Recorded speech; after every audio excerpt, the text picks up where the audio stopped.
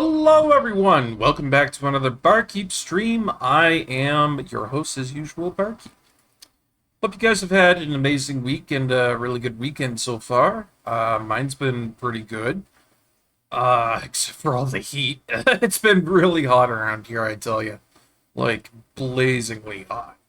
But today's a lot better, so I figured today would be a pretty good day to come back to streaming.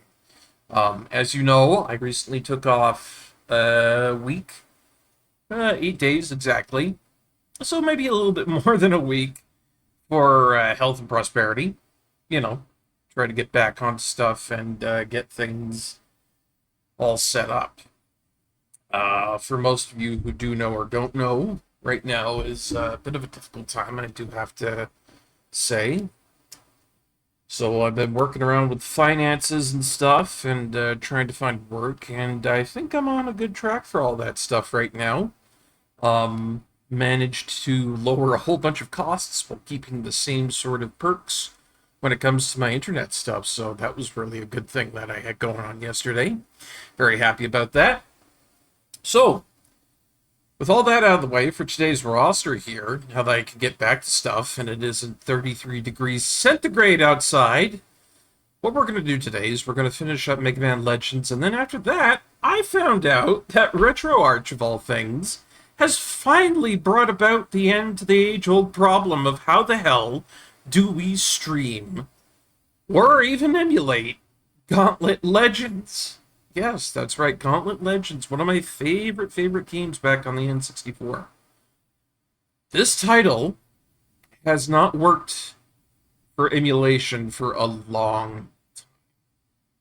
Like, this thing just does not want to work. I remember back in the day I tried to get it running on multiple different N64 emulation platforms. Many different BIOS plugins for it. And it just would not run. There were graphical errors, graphical issues everywhere. There were audio glitches. It was a massive issue. So, color me surprised when I loaded it up in RetroArch a couple of days ago, and all of a sudden it's like, oh, I'm working. And it's like, holy shit, really? You know? Because it's been so many years since we first had the release of the N64 emulator. I'm just so surprised that they finally managed to get that to work. So, we'll be trying that out after we finish up Megaman Legends, which we're going to be doing today. So. Oof, a little loud on my end. Let's turn that down for me. See, that's nice about these headphones. I've mentioned that once before, but Razer headphones, you get those in and, like, you pop them in for streaming. They are delectably nice. Because the sound for them and the sound that comes in for the desktop audio on OBS are separate. So what's perfect for you might be a little bit too loud for me. But all I have to do is just do a little scroll on the separate audio control on my headphones, and bada boom, everybody's happy. And that's one of the biggest things about streaming, is that audio for microphone stuff, and then like the input from games and stuff like that. If you can get it down to like a perfect level and never have to screw around with it again, then you're golden. You're absolutely golden. Because finicking around with stuff in OBS usually leads to ruin. It's not a good time for anybody. So, if I can kind of recount what I've been doing here, I've got a couple of parts and so forth here. I just need to go into one more subsidy, and then we'll have all the keys to pretty much finish off the game. And I've pretty much done all the side quests and everything, so yeah, I guess it's time just to finish this whole thing off. I didn't think we were going to be so far into it. But Faith of Bagora, here I am. Ooh. I forgot that this one had, like, different creepy music to it.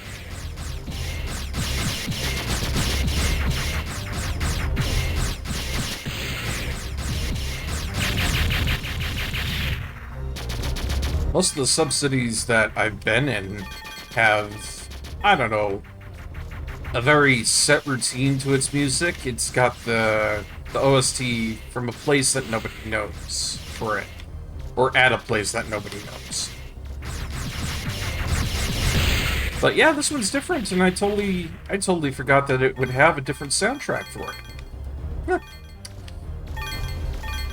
It's a nice thing about games that you forget about. See, I've got a photographic memory here, right? So when it comes to pieces of media, movies, stuff like that, I remember just about everything there is when it comes to that piece of media. So things get very boring for me very fast unless I, like, really enjoy that piece of media.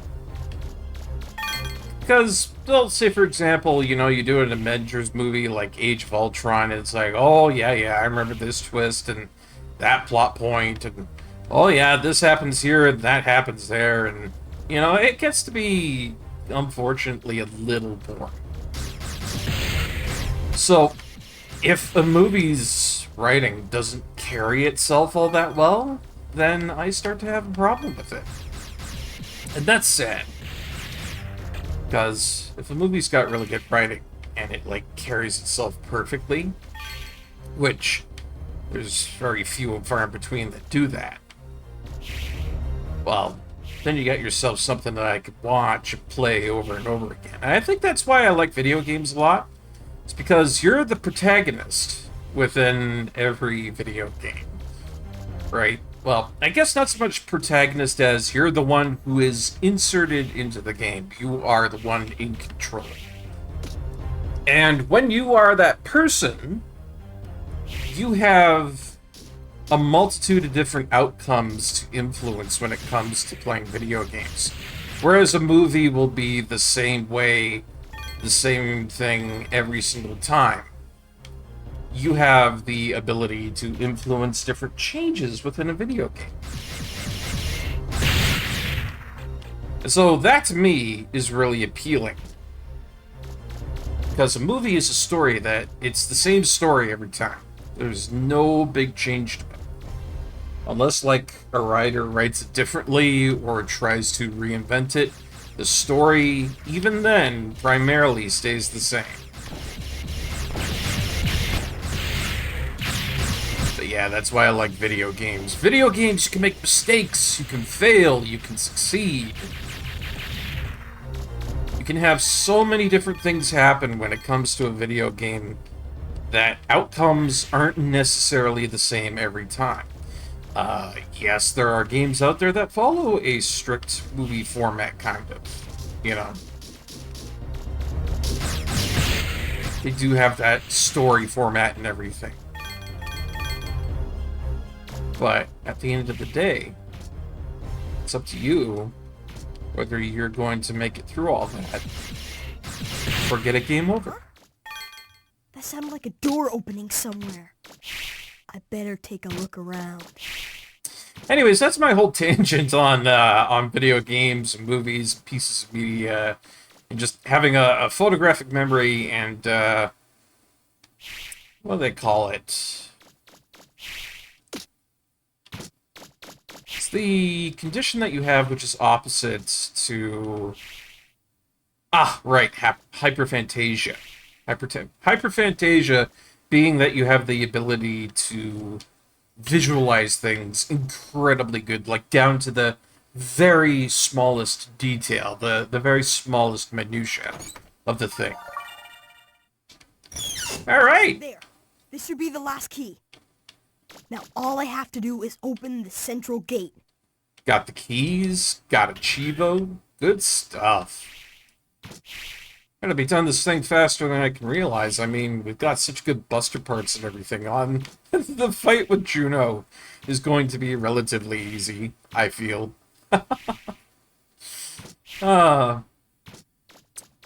Gosh, what was I saying? Oh, yeah. So, like, the combination of hyperphantasia and a photographic memory, it makes most media very trivial. But, again, the chaos introduced within the variety provided by a video game is exactly what a man like me needs. Makes me happy, so it does.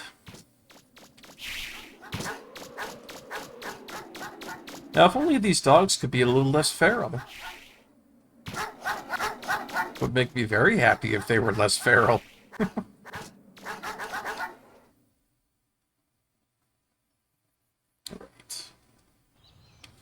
Let's wait to the main gate, and I don't want to go there just yet, because I'm not sure, I'm really thinking about this one here, but there's a third police mission that you can do that's, like, way late at the end of the game. I mean, if it doesn't activate, then I'm not really all that interested in going out to really seek it. I mean, we've already done enough. But if it does pop up, I'll take it. Oh yeah, I forgot we have these speed boots. John, isn't that funny? We go through 3 time trials, 4 times each. All concerned with these speed boots. These little dash boots that sound like I've got a vacuum cleaner on, right? Just stress left, right, and center concerning these boots. And I go and forget about them the next time I launch up the screen. It's like all that trauma, all that pain, all that hardship, just right out the window. Gone. Alright, what you got for me? It's not much happening right now. Alright, whatever.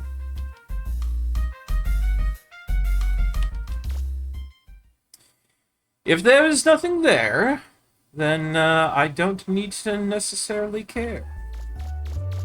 Maybe this was something that was, like, central to the N64 version, but I remember there being, like, a car chase thingamajiggy where you could, like, shoot down the opposing car. I don't know. I didn't do so good on one of the missions. I mucked up on the bomb one because the timer got me, which really sucked. It was a very stringent timer, too. Maybe you have to get, like, a perfect on both of those to unlock the final police mission. But, you know, like I said, I'm not gonna feel too badly about that whole thingamajig there, because today we're gonna finish off the game. We're gonna finally beat this son of a gun. Is it through the south door here or the north door? I always get this area mixed up. It's because it's an area I really don't go to a lot. If I came to the old city a lot more often, then I think I probably would have a better knowledge of its geography. But as it stands, not so much. Alright. Main gate time, guys! Some of the coolest music in here, too. I'm going to turn this up on my end, too, because I really like the OST.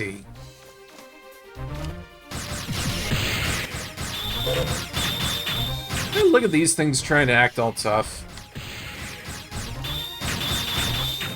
You got yourself a really good buster shot on here. They are trivial.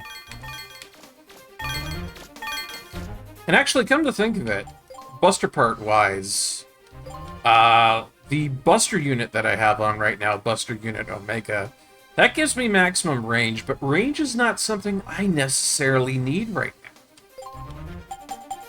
So, personally, I would probably go for the blaster unit here, which will give me a little bit less range, but it still keeps my attack at maximum, but it ups my energy. So, we're going to be shooting out a whole bunch more pellets here, or lemons, as some may call it, before we have to, you know, wait and have the next attack go out. Why is this really important, you may be asking? Well, just take a look at me fighting this guy right here. Crashes through his shield really, really good. I don't have to wait to try and get through there. It's a lot better for where we are, in essence.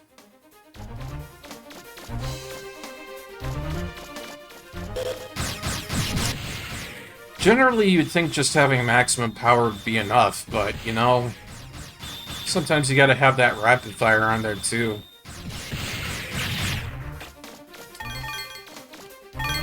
That's a bit of a weird one, too, I think.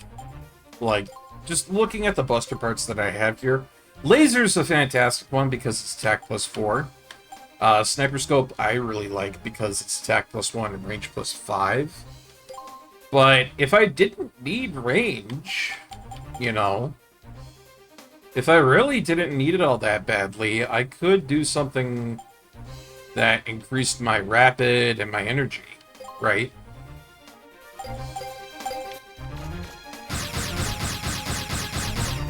I could do something like that, mayhaps.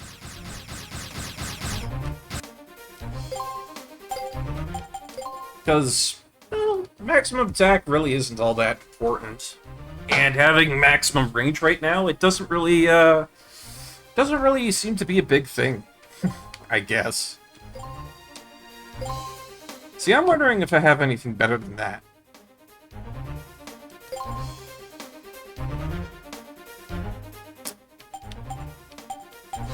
It's got me wondering. It does. Because the one I put on usually is Sniper Scope. But if I had something that increased my attack and energy... See, Gatling Gun might be a good one because it's got some range. It's got a whole bunch of energy on there and it's got an attack on it. See, that might be really good. I don't know, because that's maximum energy and attack. And range is not terrible. You know? I don't have to close the distance on a lot of stuff around here, so... I'm gonna take a look at that.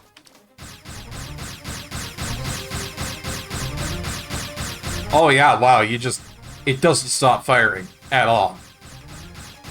And the range isn't terrible on it, so this is perfect for the main gate. Try that on one of these. Oh yeah, look at this.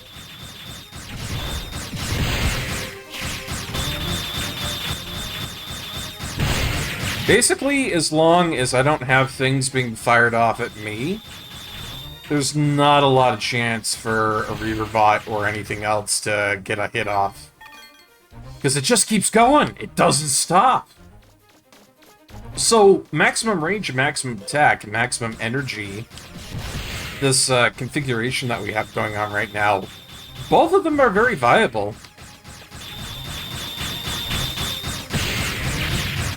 The only thing I would worry about is what the drop-off is for maximum range concerning that, but... Again, I don't think there's too much of an issue with that. Like, even from here, I'm still hitting these Reaver bots.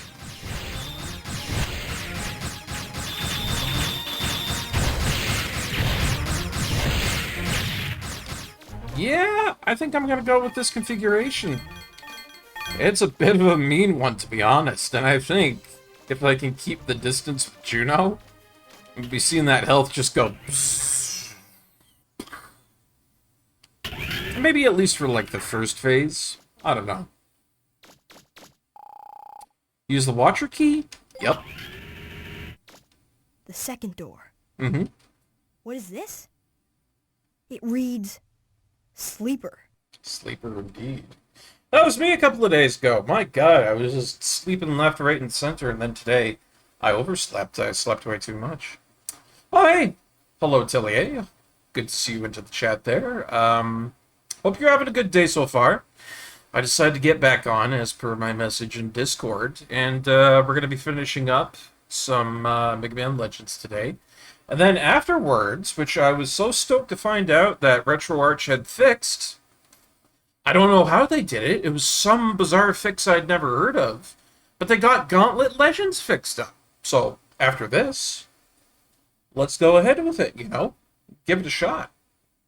The only person who actually pronounces that part of my name, do I do it correctly too?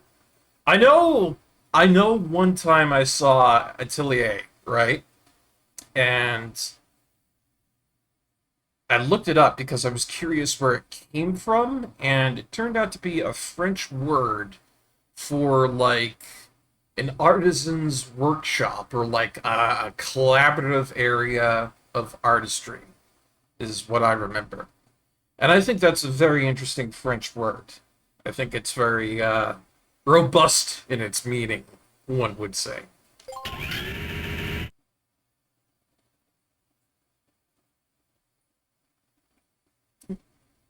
Little drink of my lime flavored water there because it is hot out still.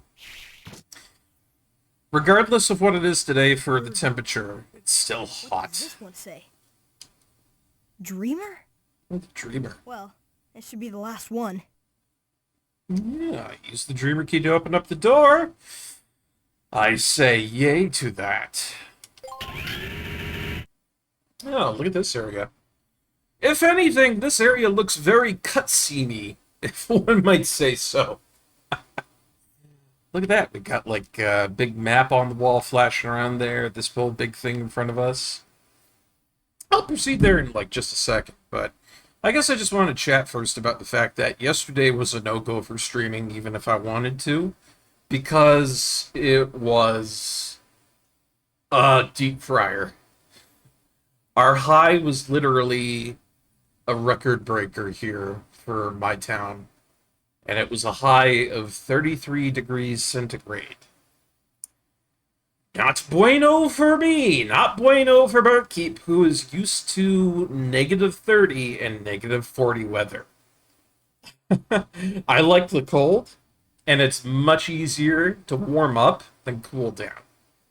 Like that's my modus operandi that I'll go for every time, you know? It's the French word for workshop, and it's got two meanings for me. One is the literal definition, as you're an artist, correct. And then the second one being as you like the JRPG Atelier series, also correct. And it's also because I didn't want to be known as hollow number. I see your point. Well, allow me to respond in kind with a cutscene.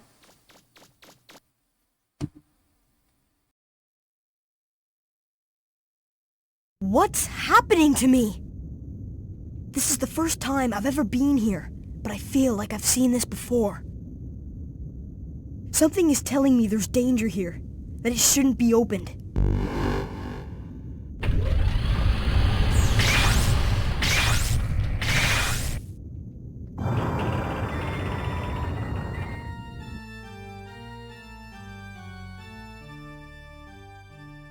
It's a man? A person?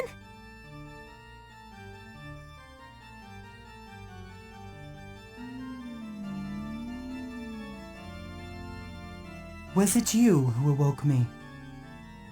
It is somewhat earlier than I had planned, but no matter. Thank you for awakening me. Have we met before? Oh, please forgive me. You are a purifier model, assigned to the direct command of Mother. As I recall, you were designated Megaman Trigger. Please forgive me. I did not recognize you in your current configuration. You know me? You don't remember? Ah, I see. You have suffered memory loss, yes? Then for what purpose have you awakened me? I assume that your reason for coming here is to purge the carbons that have overpropagated during the time I was inactive. Carbons? Purge? What are you talking about? According to Urban Military Security Ordinance A10, the number of carbon units is not allowed to increase beyond the pre-specified limit. If this happens, they are to be purged immediately. My observation, if left unattended, the carbons will reproduce indefinitely. Their numbers will grow, polluting the surface world. They can be quite a nuisance. Carbons? Do you mean the people on the island? The carbons fit mass population model B. They are unstable, very difficult to control. Perhaps it would be better to simply reinitialize. Reinitialize? Now, I haven't understood much of what you've been saying, but when you say reinitialize, do you mean no? Huh?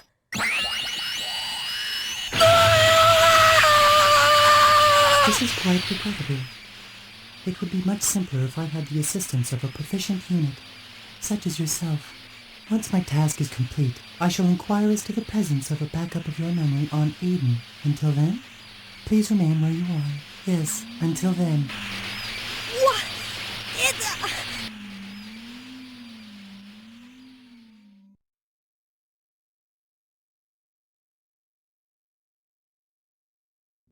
Did you hear that, Diesel? Yep.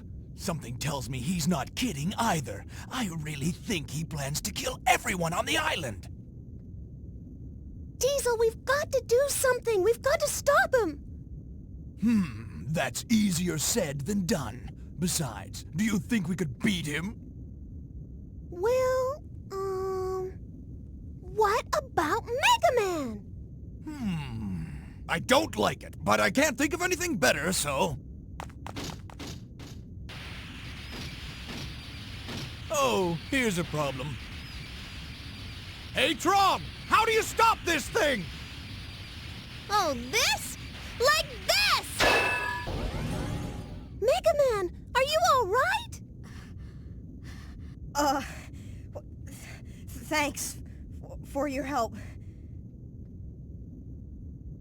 Come on, hurry up! He's getting away! Right. It's not over between you and me. I won't forgive you if you die or anything stupid like that, so be careful in there, okay? Right. See you later.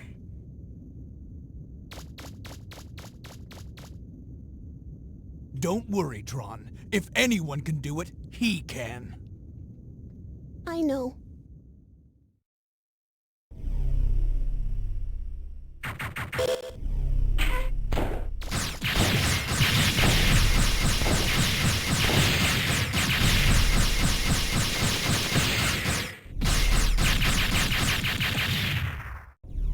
You'll have to forgive me. That thing came at me out of nowhere. Had I tried to transition back to the usual screen, I would have gotten my ass kicked. Anywho, my gosh, he's planning to kill everybody on the island. At least we have some help in that regard. Yeah, something about Mega Man Legends that I've learned replaying it in the past couple of days is that there are a lot of abrupt enemy spawns right after you go through a cutscene. Like, get on it, Mega Man, otherwise your ass is grass. Also, I see here that you're saying that you're going to continue to refine that document whenever you have the chance. I find that highly interesting, because I do have a lot of people in my, I suppose you could say, connection group that have boasted about playing D&D and Pathfinder and many different variations of the genre of the game. So, if you do continue to refine it, I am very much interested to see in what you produce. If anything, I think our world entertains a lack of creativity to an extreme. Whoa! Power stream! Oh my dear god, yes. Also, thank you for the Chivo. A little bit of jubilation and excitement there. Of course, why is that, you might be asking? Well, Power Stream means that attack gets maxed out no matter what. It is the most amazing item I know on this entire list. And it means we can replace Laser with Power Stream and have our attack maxed out no matter what. So, things that focus on attack here, I don't have to really worry about that. The only thing I really need to look at now is energy, range, and rapid. And that makes things a little bit more interesting, if you ask me. So I know I've got this turbo battery here, which brings things up to 4 for energy.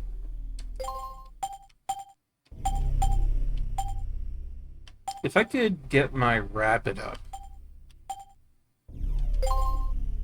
and bring energy up as well, that would be probably the most desirable outcome. There's not a lot of stuff here that's really all that amazing for that, though, to be honest.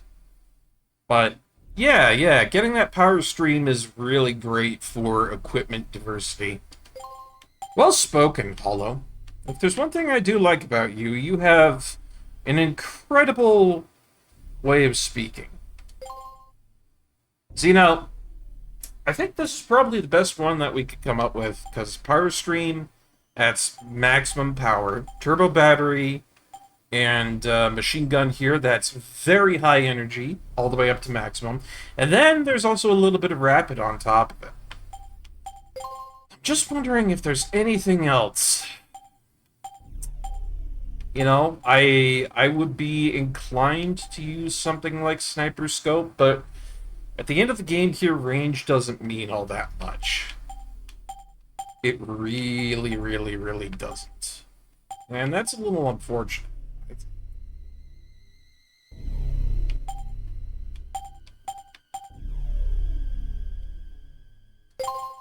I could have that on, but I don't think I want that.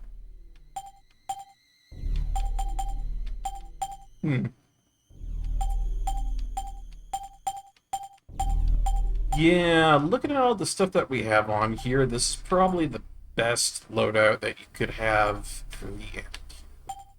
I can't think of anything else that might be as good.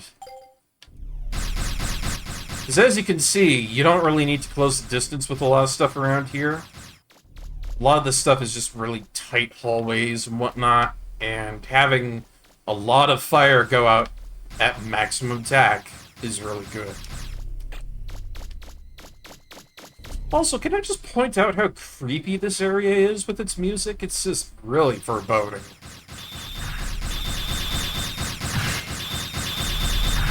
Yeah, look at that thing get absolutely flipped. It didn't even have a chance to attack. It couldn't have. The stream of power that we have going on here, pun intended, is just so intense that it can't respond. And now, I know lots of people come here with Shining Laser and whatnot, but I don't know. Personally, I think Shining Laser kind of, I don't know, defeats the purpose of having an enjoyable fight with Megaman Juno. That's just me.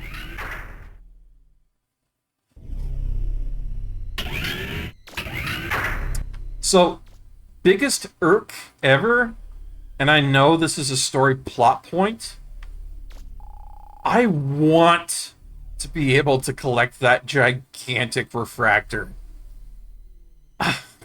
There's something in my brain, my poor Barkeep brain, that says pretty rock must have. And no matter what I can do here, I cannot obtain this thing. You feel tremendous energy emanating from the refractor. It's being held in place by some kind of powerful force. It appears as if the entire main gate is under the control of Megaman Juno. Still, I wish I could grab that thing. They did just imply that the individual you woke up intends to indiscriminately kill everyone on the island without a shred of remorse or second thought. So the morbidity of the soundtrack does make sense. Still, it is haunting for how simple it is, and I love that. I love how simple it can be. It doesn't need to be an overarching grand movie theme of horns and drums and stuff like that. This is just a simple boom, boom, just that humming in the background. It really does well to instill a sense of wrongness in the situation. Like, it really pushes forward the fact that this thing you just woke up is sick.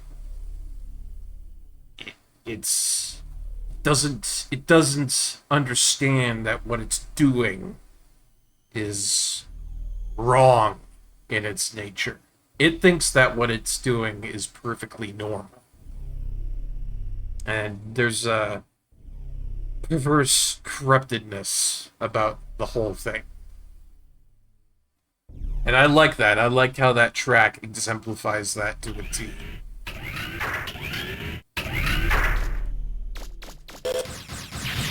You know, even though I've said all of that, I don't know why he's put a whole bunch of bombs down this corridor.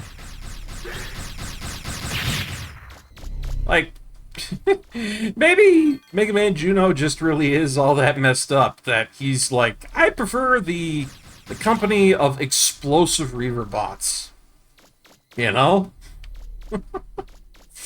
Like, maybe that is just the absolute epitome of the mess-it-upness of Mega Man Juno.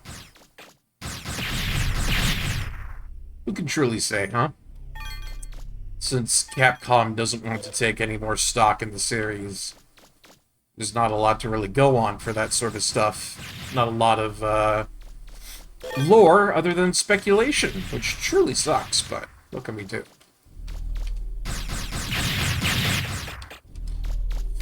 And yeah, I know, I would love to have... I would love to have the main treasure, the Grand Refactor down here, but... game pulls a big old nope on you at the end. Makes a Mega Man like me sad. It makes me mega sad.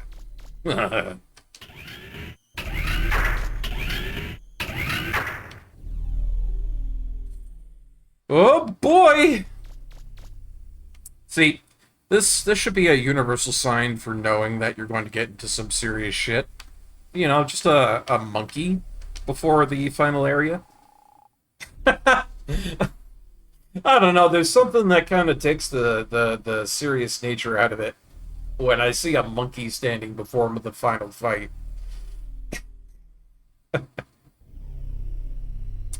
He literally gets introduced 10-20 minutes before the end of the game, so there's opportunity for motivations, backgrounds, but I ultimately feel he doesn't need it. Yeah. Knowing what I know from Mega Man Legends 2, I feel that the, gosh, what would you call them? They're not exactly Reaver bots. I guess they're kind of like a precursor life form to what we have as quote-unquote carbons right now. Like, that's the thing, too. Like, they could be original humans, because what they're talking about right now, they identify them as carbons. That might not necessarily denote what we have on the surface world as true humanity. So, that gets a little bit difficult, but I think the entirety of these, you know, precursors from Eden, they don't exactly need a whole bunch of backstory or anything to them. Like, I agree with what you're saying, because they are a terrifying, immutable force, especially so to the fact that he says he's going to kill everybody on the island just because they've overpopulated. The fact that we don't know his motivations or what's going on until after the fact is, I would say, a boon to just how terrifying he is. So we've come a long way. And it would have been nice if we could have just kept on living in peace with the professor enrolled, but I guess we've got to do what we've got to do, right? Okay, I'm sorry, Data, but there's a real disconnect between the stuff you're saying and the ridiculously cute and goofy monkey dance that you're doing right now. So, you know, I'm having a hard time taking you seriously right here. I truly am. It's like Mega Man Juno's waiting inside for you. Meanwhile, he's doing a little dance like, ooh, okay, ooh, okay. Killing me, man. Absolutely killing me. Well, if it is to be, it is to be.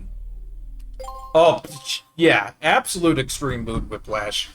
So much so that I've got a little bit of hurt in my neck. I might have to go see a doctor about it. Okay, I need to be on my A game because Mega Man Legends yet once again, I know for a fact, gives you a fight directly after the cutscene, so I'm gonna have to be on top of that. So, you're gonna have to kill this guy. Continues dancing. Yep, that's Data. That's Data to a T. Really pushing forth the gravity of the situation with his cute little monkey dance. Here we go.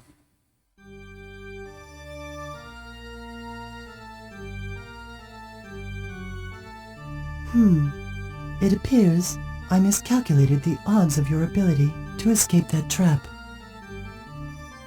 You are, however, too late. Eden was activated as soon as I entered this room. It cannot be deactivated as long as I, the master key of this island, remain here in this control room. All that remains now is to wait for Eden to enter transmission range and send the command to execute the reinitialization of this island. Once that command is received, the 10,000 workers aboard Eden will execute it immediately. My estimates indicate their work will be completed in less than 5 minutes.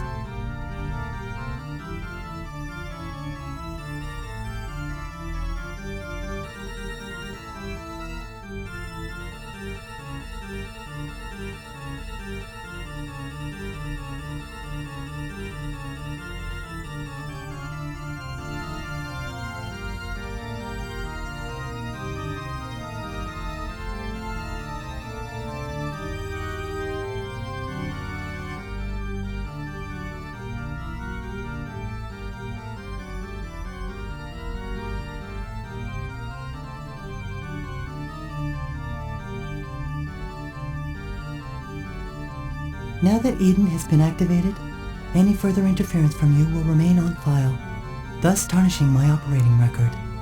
Fortunately, you are suffering from memory loss and fragmentation. Therefore, as keeper of this island, I hereby exercise my prerogative of correctional dispensation. Prerogative? Of correctional? What? Allow me to rephrase. I will exercise my authority to terminate your program.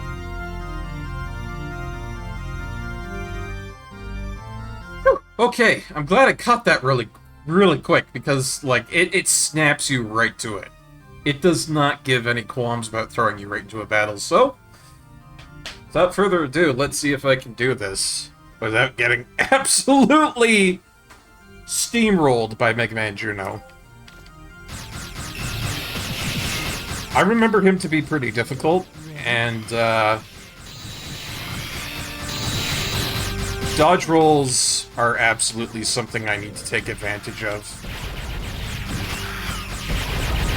Ready?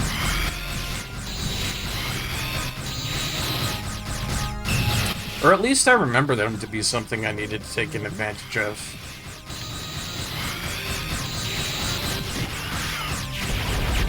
I might not need to do this in this game here. I don't know. Woo! Ready?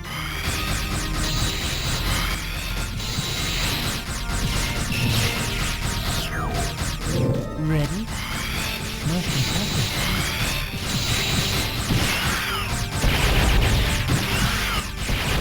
Okay, alright, this isn't going too bad. Yeah, I remember him being very difficult too, Hollow.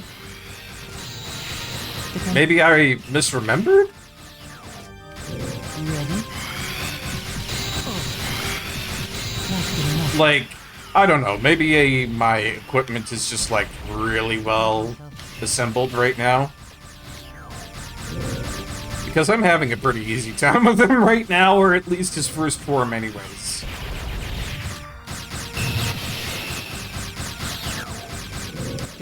It's the age-old tactic of strafe and shoot, you know?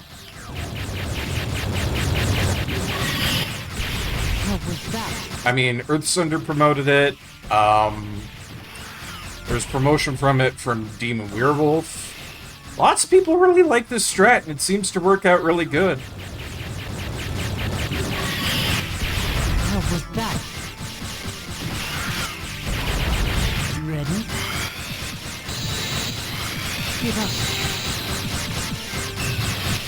Pew, pew, pew, pew, pew, pew, pew. Really?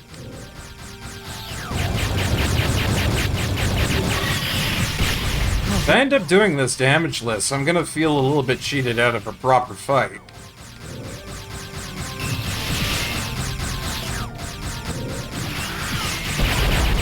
Ready?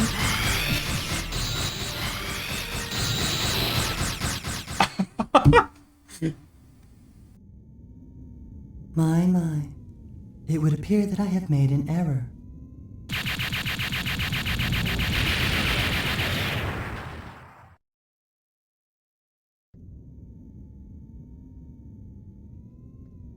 No! You were nearly successful in terminating my life support subroutine functions. But do not be disappointed. It appears it will take longer than anticipated for Eden to reach its optimal altitude. If you can terminate me before then, you will be able to stop it. Assuming you are capable of deactivating me. What?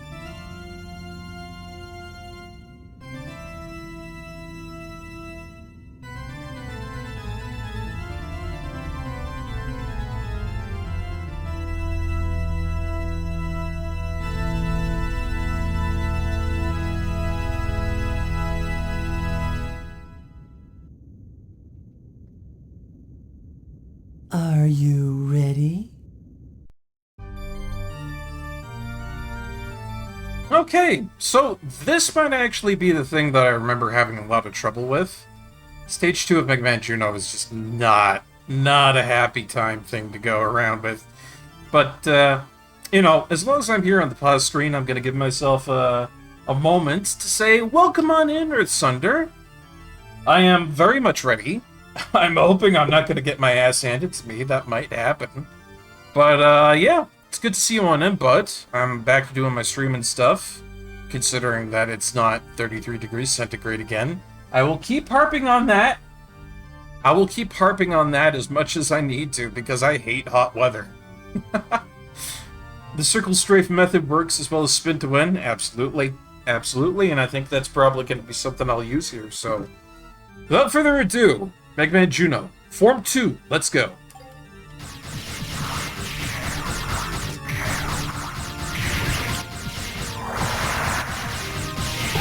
Ah! Christ! Oh man, I forgot he threw, like, Frieza level, you know, death bombs and shit like that. Oh, that's nuts.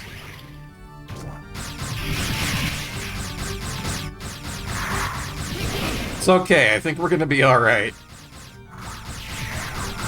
I just need to do a little bit more strafing and, you know... a not full circle.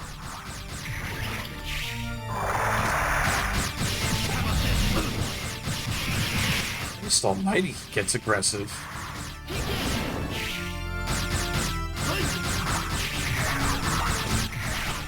Yeah, no, I don't like the heat. You guys don't like the heat. Yeah, it's not a favorite. It's true, I did attempt to kill him, but in fairness, it was self-defense. Ow! Come on with that!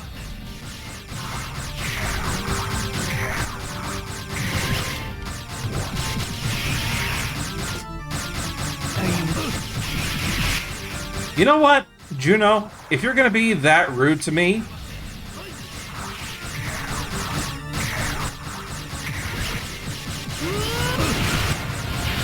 Oh god. Crap. This isn't good.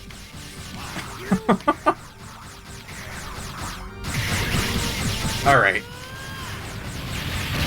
Ow! God!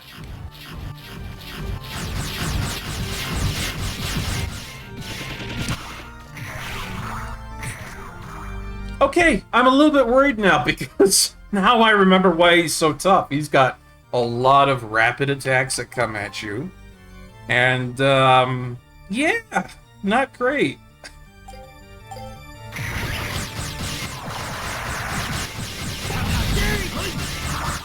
It's basically just that giant attack he launches off while he's in the center there that, yeah, that one. Yeah, that one. I'm bad at dodging it. It's okay, we're good. We're good, we're fine. I took some damage, we're fine.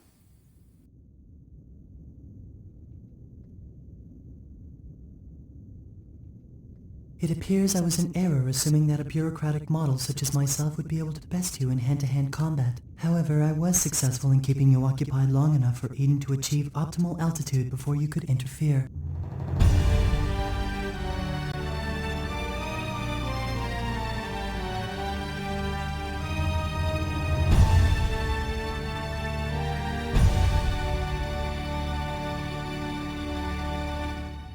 This is Megaman Juno, Bureaucratic Model 3rd Class, Authorization Number 8677, requesting a reinitialization of this island's systems and a memory backup of its bureaucratic systems.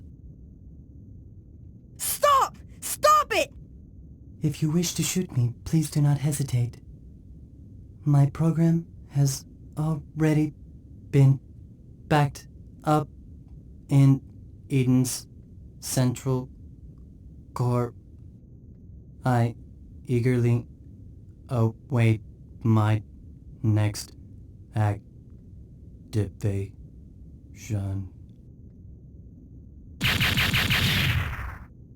Eden systems ready, awaiting confirmation. Requested backup of bureaucratic model Megaman Juno complete. Execution of Catalog's reinitialization program will commence in 100 seconds. What should I do? Interrupt command. Priority command rerouted to Purifier First Class Megaman Trigger. Under suspicion of malfunction, Bureaucratic Model 3rd Class Juno has been deactivated by Megaman Trigger as per Ordinance 103. Megaman Trigger hereby requests the indefinite postponement of the previous reinitialization order and the deletion of Bureaucratic Model Juno's backup data. Trigger hereby assumes all bureaucratic authority for the district and will petition Mother for guidance at a future date. Command reroute acknowledged. Priority given to Purifier First Class's command. Eden resuming standby mode and returning to pre-designated coordinates. Deleting log of Purifier First Class's correspondence as required by security ordinances. Requesting that notification to Mother be carried out by Purifier First Class, present bureaucratic authority, trigger.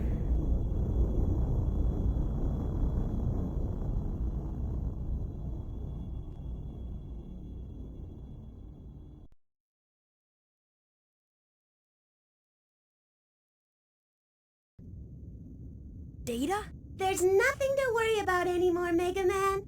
Everything should return to normal shortly. Do you know who I am? I'm your peripheral memory storage device. You originally created me so your memory couldn't be scanned by Mother, too. I can't tell you anything yet, but soon I'll be able to tell you everything.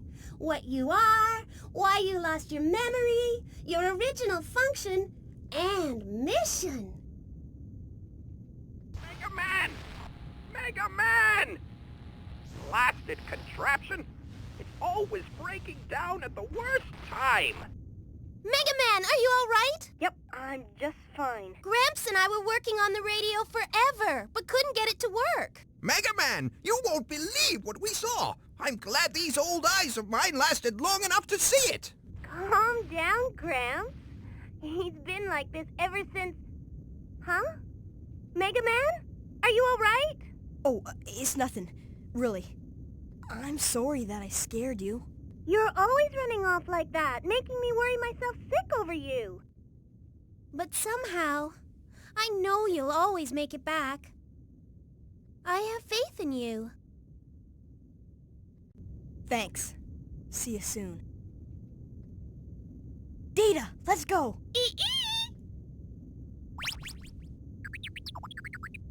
Ready? Megaman? Ready.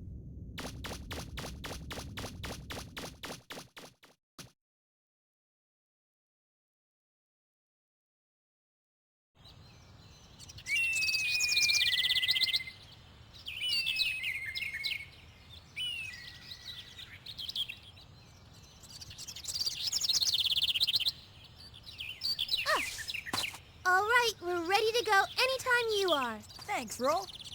Tell me, Do you really have to go so soon?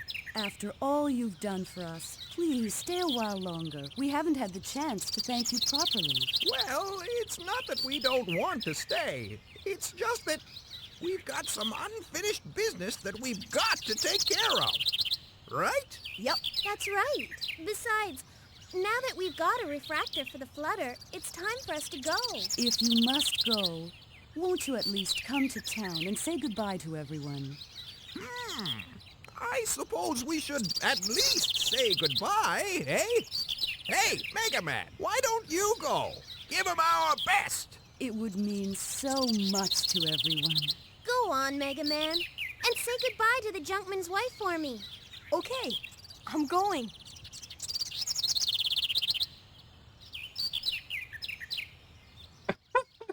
You guys won't believe what just happened while I was watching that cutscene there.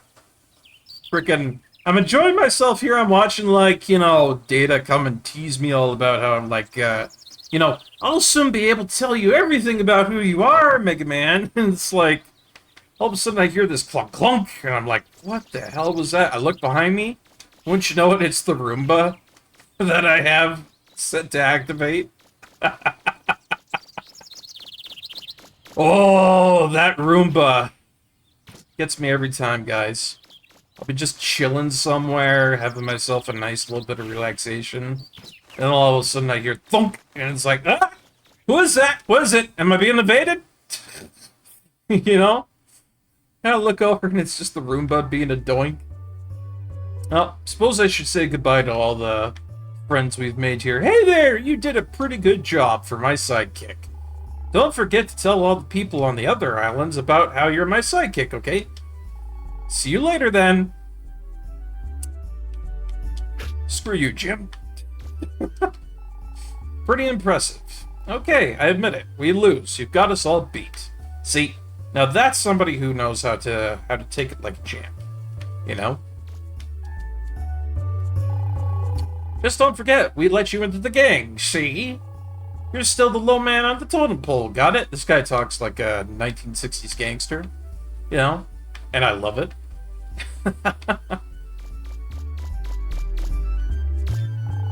In the end, you saved us all, didn't you? How can I say thanks? Want a radish? No? How can I say no to a radish? I love radishes. Delicious, really.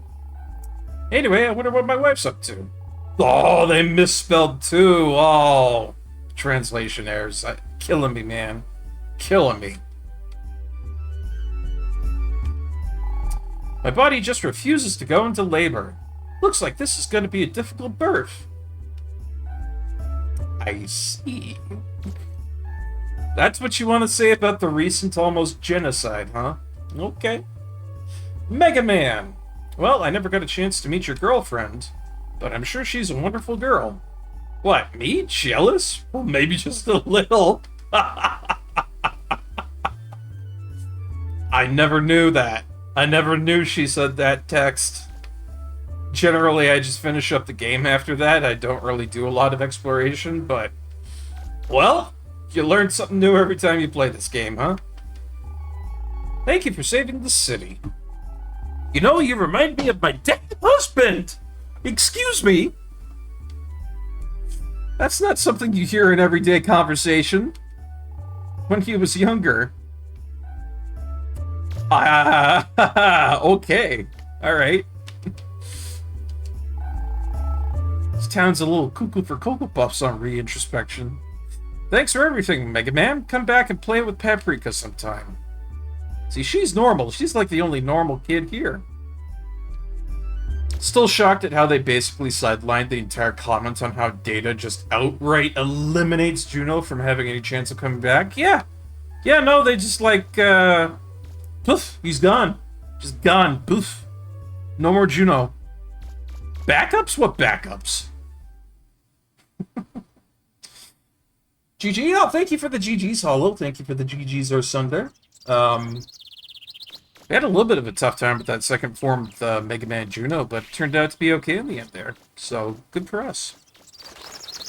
And no worries, if you need to run off and go do stuff, that's why we've got !lurk.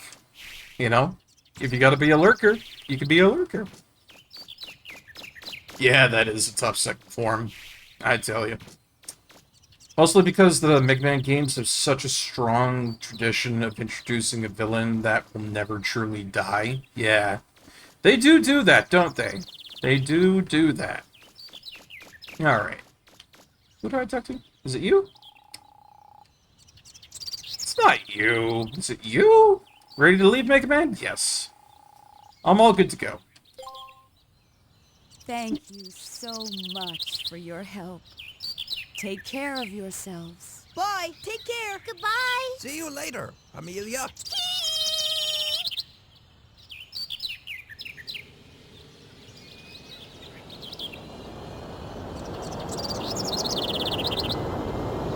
Goodbye.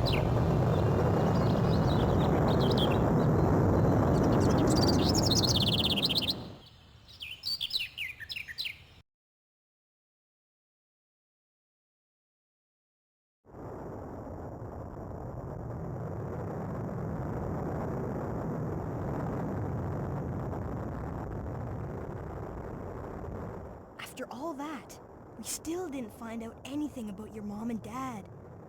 Or the Motherlode. Well, it can't be helped. It's not like we meant to come here in the first place, right? But everything worked out in the end, right? Yeah.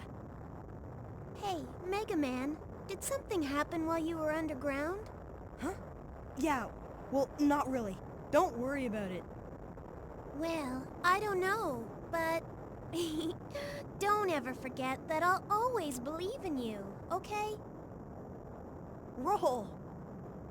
Megaman, roll! Look outside! The island! Megaman, Okay. what is it?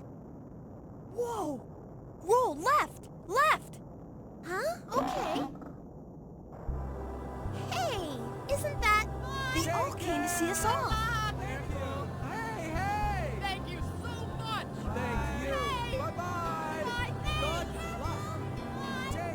I hope those of you at home are watching. Our brave heroes are taking off, heading for new adventures. As you can see, the people of Catalogs have come out to send them off and wish them well. Hey, everybody! They were all really nice people. Maybe we'll come back here and see them again. Yeah. Okay, setting new course. Here we go!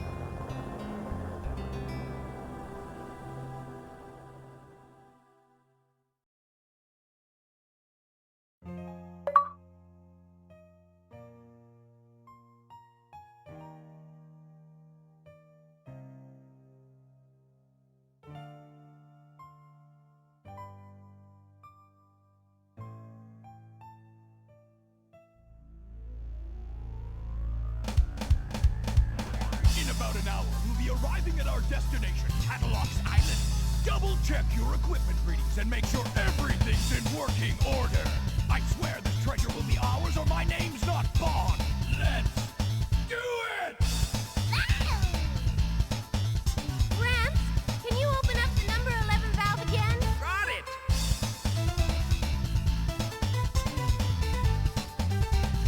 What are you looking at? Oh.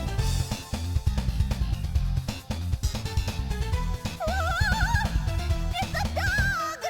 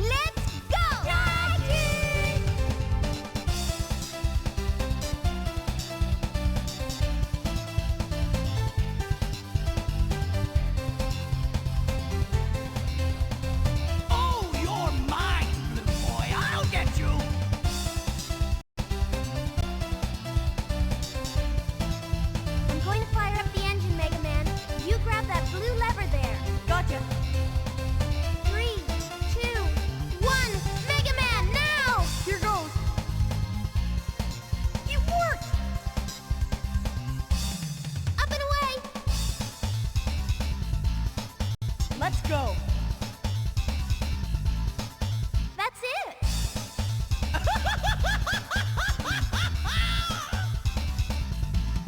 Fire!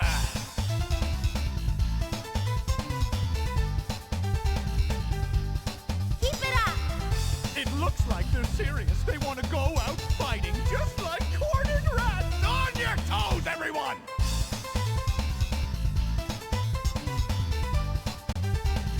No more playing around!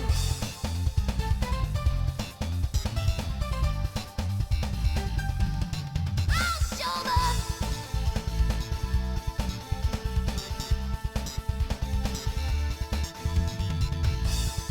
Everyone ready? We're moving out! Roger!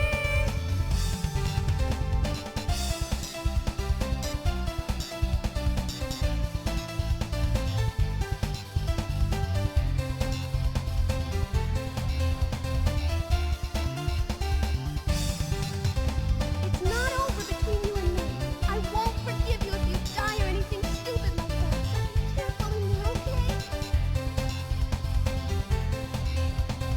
Come on, hurry up! He's getting away!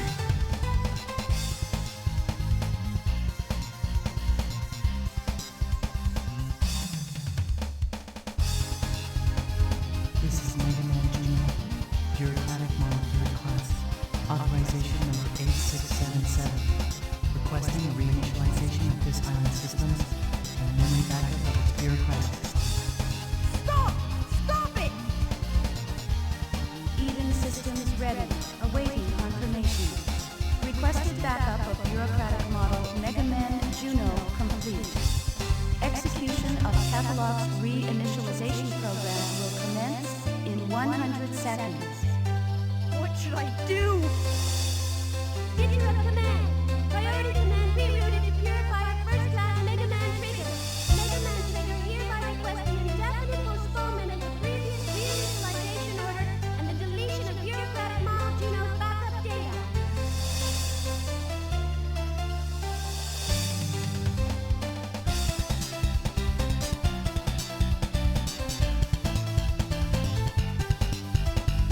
Well, I don't know. But don't ever forget that I'll always believe in you. Hey, everybody! They were all really nice people. Maybe we'll come back here and see them again. Yeah. Okay, setting new course. Here we go!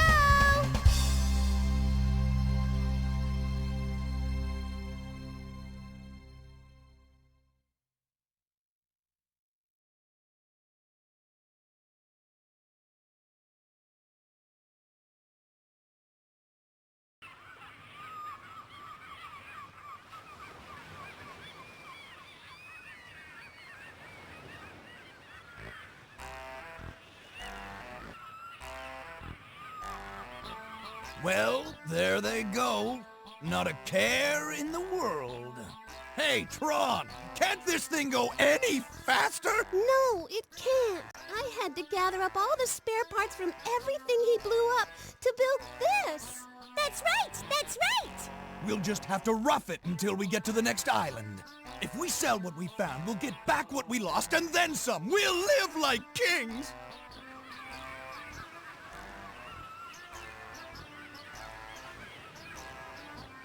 Who would have thought there was such a huge refractor down there, and all we had to do was just wander in and pick it up? I told you we'd have the last laugh!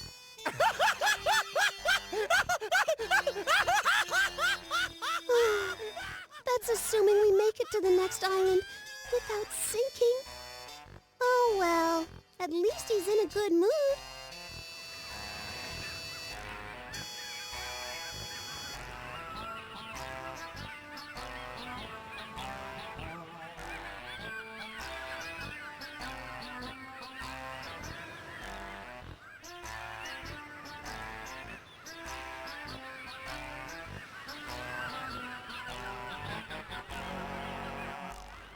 Babu, babu, babu, babu.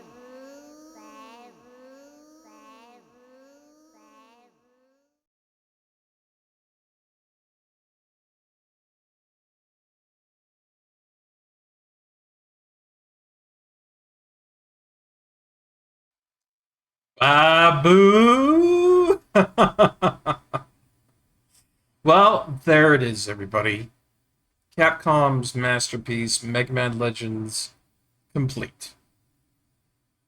I know we didn't get everything out of this, but I did as much as I wanted to, and I had an absolute blast playing it. And I hope you guys had as much fun as I did enjoying this absolute classic of a game. Still waiting for number 3 to come out, Capcom. You ever see this VOD?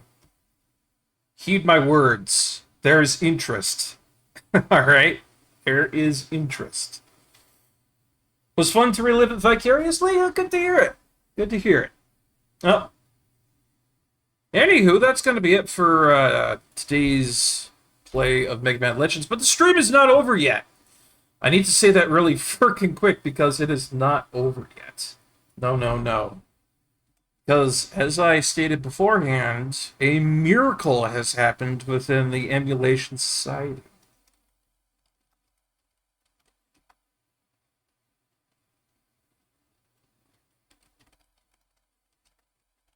Let me just change the title.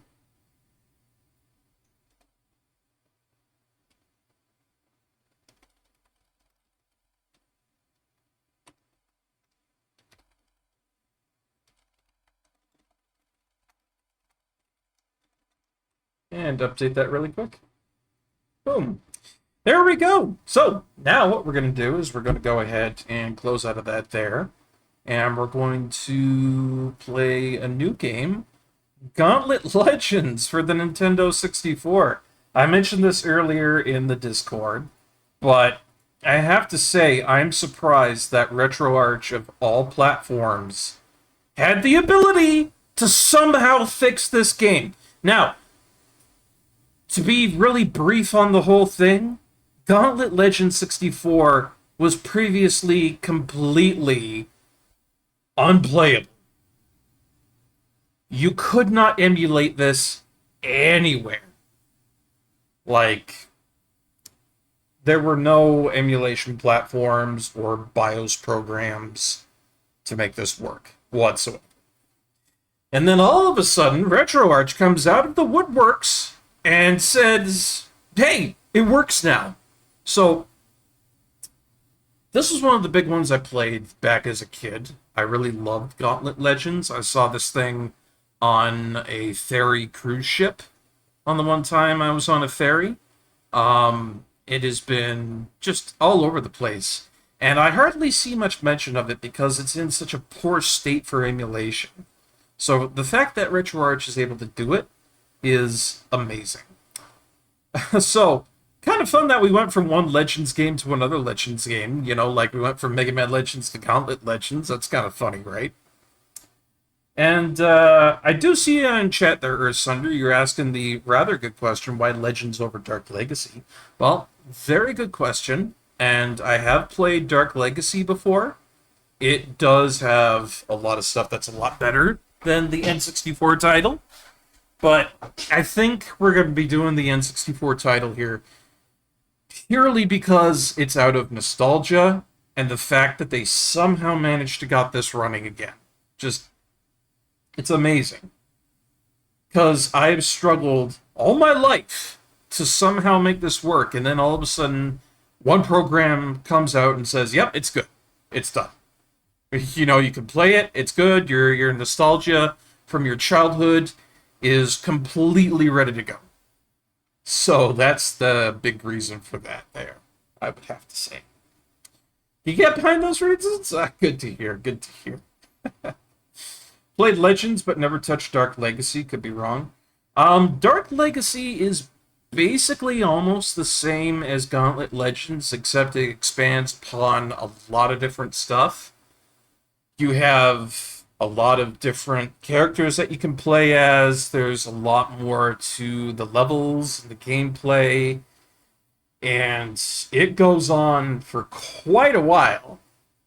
It even goes into the fact of having, like, 2 different bosses in it for, like, the final boss. Yeah, it's basically Gauntlet Legends, but twice the content, if you were to TLDR it. Anyways, I haven't played Gauntlet Legends in a long time, so let's see if I can get good at this again. Or if, I'm already pretty good at it. Before I want to go on to that, though, there's just one thing I want to show you guys. Because I was looking into it, really quickly. And I do so like going over some of the stuff here. But yeah, it's Robert Smith. It's the Canadian actor for, what was it here? Oh yeah, Teasel Bond in the Megaman Legends series here. Was active from 1998 to 2000. Also had a lot of stuff and a lot of kid stuff here for voice acting roles. Angela Anaconda, yeah. Was it Kojak too? That's surprising. I didn't think he would be Kojak. Anyways, it's unfortunate because what happened to this guy really sucks. Because he did all this really good work, but then 2008 pleaded guilty to 2 charges of possessing and 1 charge of distributing not so good material. So he was in a 20-month prison sentence for that, and then in June of 2020, there was more of that going on. And then after that, he went missing for 3 days, and then his body was found in Midden Lake, Ontario. So that's how he went. That's really unfortunate that that would happen. But I think at the end of the day, and this is kind of an important thing for me to say on stream, the best thing to do is to remember the good things that he did and not try to focus so much on the bad. And the fact he did a lot of good work with the Megaman Legends series here, and a lot of other stuff too, like even one of the reporters in Cinderella Man. That's pretty cool. That's what I will choose to remember him by, and that, I think, is a good way to go about things. Personally, because I think there's a lot that is just too much about the negative stuff in society these days. It's not that we choose to completely dismiss what was wrong or what was bad, but I think it is very important to put a lot more significance and focus on the positive and the good done in the world, because there's an overabundance of bad and maybe not so much good. And so choosing to focus on the negative can be really destructive for everybody, even though it might be what's presented front and center. So, that's kind of my PSA for today on the whole thing of that. There is just try to focus on the good things and the positive things that people have done, and try to take that moving forward. Because being fixated on the bad stuff, it'll never help you out. It'll never help you out. I mean, in most instances. Sometimes it's good to learn from other people's past mistakes so you don't make that mistake yourself, but it's important. It's important to focus on the good. So that's my little PSA for today before we launch up Gauntlet Legends. Hey, Veritasu! How you doing, buddy? It was good to see you in chat there, man. I'm so sorry you missed the end of Mega Man Legends, but we're going to launch up Gauntlet Legends because they've somehow figured out how to make it work on RetroArch. Beguiles me, vexes me, absolutely bamboozles me, but they did it. So, okay, wow. Let's go ahead and boot this thing up, shall we?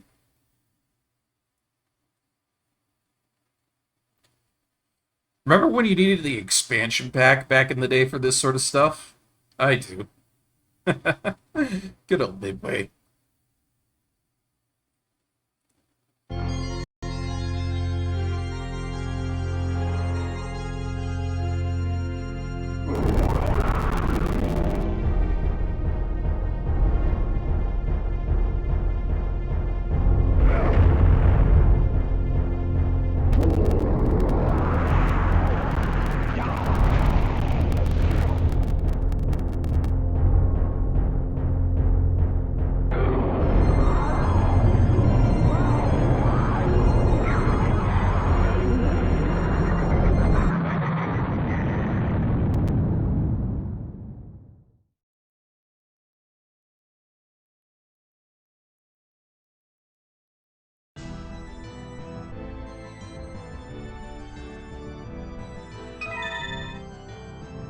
And there it is. A little bit of sound tearing here and there, but that's nothing we can really do much about because Gauntlet Legends is just kind of goofy like that concerning the emulation.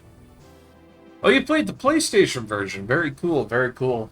Oh, you never had the expansion pack, Veritasu. It's unfortunate. I think it's almost required for this, but don't quote me on that one. I think you needed to have it back then because certain games like this just wouldn't run without it. Oh, sure. Or Sunder, what have you been watching lately? Bring me up to speed.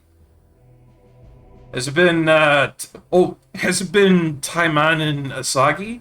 You know, that's a classic one for the anime world. Everybody loves ninjas, I know that. Listen, chat, listen. If you know, you know. Oh, boy. Sometimes I curse my knowledge, but, you know, it leads to some very funny moments. Like the fact that I know about Bible Black, right? That's probably the funniest thing that I've ever heard in my life, considering that one of them sounds like they've got their grandma doing the voice acting. And then they start asking her to, like, cluck like a chicken. It's something else. You can find it on YouTube. It's really funny, but I digress. Sadly, your N64 and games were stolen around the time it became a thing. That is very unfortunate, Veritasu, but I know you're not alone in that because I know there are a good amount of people growing up in kind of like the retro and video gaming society that I circulate around that have had their stuff stolen when they were a kid. I myself have been very fortunate to have not had this happen, but apparently there was just a lot of people who had their shit stolen when they were growing up, be it video games, cartridges, just all that sort of stuff. And I'm really sorry to hear that it happened to you. That really sucks. Speaking of things that are required, there's a PNG file in the code for Team Fortress 2 that is required for it to run, and nobody knows why. And it's a PNG file of either a coconut or a banana. I played Team Fortress 2, Apollo. I'm surprised that that's a thing. A load-bearing banana or a coconut. That is surprising. Well, consider me elucidated. Watched How Not to Summon a Demon Lord. Very popular. Akashic Records of Bastard Magic Instructor. I know how to pronounce Akashic. That's very impressive for me. You may give me praise. Konosuba Orimakotari, My Love Story. Trinity 7, which is really good. I've heard of Trinity 7. The Devil is a Part-Timer, also very popular. And How Heavy Are the Dumbbells You Lift, which I remember distinctly because it has a body lifter guy who looks like a normal dude, except for the fact that his body is completely jacked! Like, super jacked! I'm sorry, I got a little excited there, but the dude looks like something out of, I don't know, Beefcake Monthly. Like, holy crap. Oh, just, like, it's bigger than Berserk. It's bigger than the stuff you would see in what was that one I'm thinking of? Fist of the North Star. It's bigger than the stuff that you get out of JoJo. Bigger muscles than that. Bigger muscles than Baki.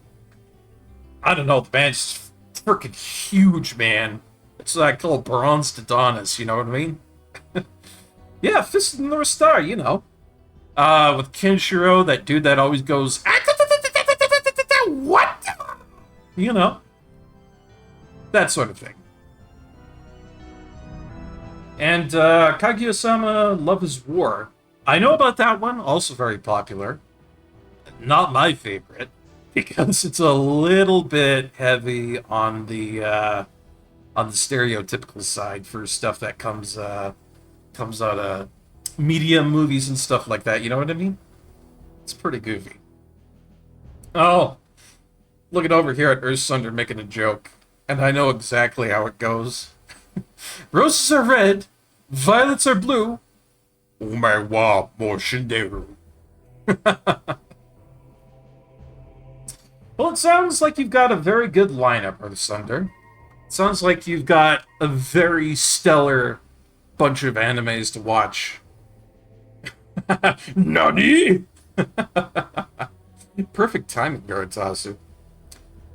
So anyways, geez, aside from all that tangenting that I've gone on, what should I select for a character? You can start out with a couple of them. I know you got Valkyrie, Warrior, Wizard, and Archer, and then like there's a whole bunch of secret guys that you can unlock that I think are kind of like the monsters in the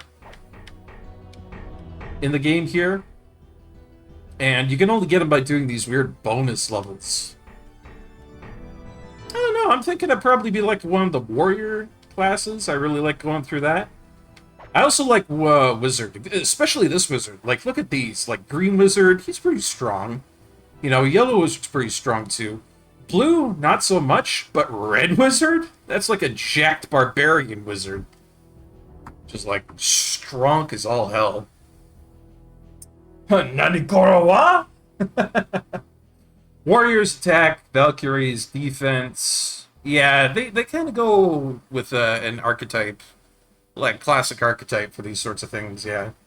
You get attack, defense, speed, and magic, and then, like, the secret classes are, like, reflections of that, but, like, upgraded and monstery, I guess you could say. Gosh. Do you know what? I guess we'll go with Blue Warrior. That's what I'm feeling today. Don't get me wrong, I like using magic and everything, but if I'm going to be playing by myself, I think that's probably not a bad idea. Boop, boop, boop. Oh, hold on. Hold on. There we go. Blue Warrior.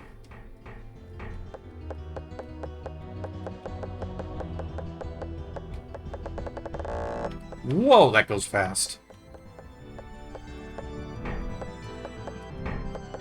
Hey, I wonder if my name will fit in here. That'd be kind of cool, right? Oh my god, it will! Very cool. See, this is the perk of having a name that isn't too long. It fits in all your old games and whatnot. Oh, we're not. That's unfortunate. Well, he's just gonna have to be Bar then. To use a rumble pack, insert it now. Oh, I'm looking at my Xbox 360 controller. I don't know whereabouts I'd be putting a rumble pack in there, but, I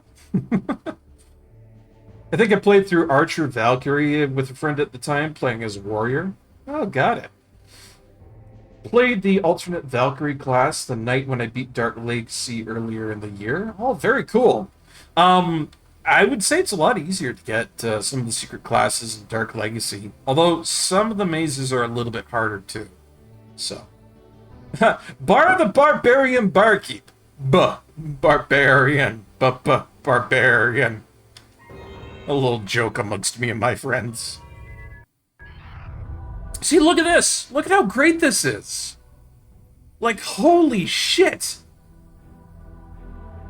This stuff is fantastic. Like, this would be glitched out, broken, and terrible on any other emulation system. This is perfect. I am surprised. But also, yeah, Dave the Barbarian. It's an old joke, but it's a good one amongst my buddies. Scorn has sealed my gateways with his evil magic and trapped my powers inside of magical obelisks hidden in each world. Free my power from these obelisks so that I can open the other worlds to you. With my last spell, I opened the Mountain Kingdom. Scorn's forces have hollowed out the ancient volcano Eusebius and hidden one of the 4 shards there. Find a way into the volcano's core and recover the first of the 4 shards you'll need. Your quest begins. Want to know more about Sumner? Yeah, I mean, we could probably talk to him. Yeah, let's talk.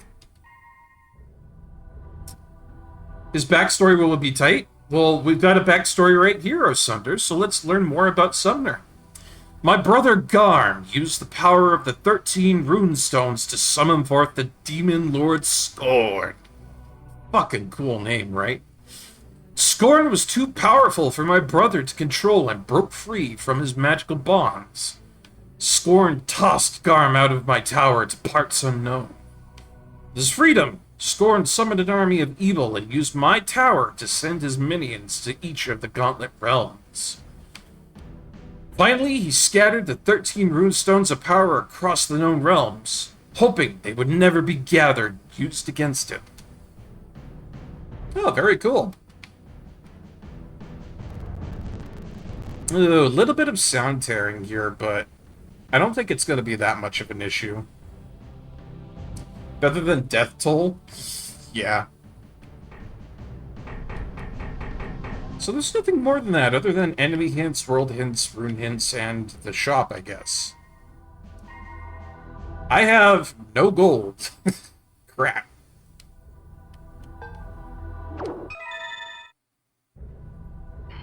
Well, I'm gonna have to get myself more gold if I'm gonna be wanting to, you know, make that a little bit better. But I'm hearing that audio tearing, and it's not good. Hold on. Hold on. There must be something I can do with that audio tearing. Anything at all.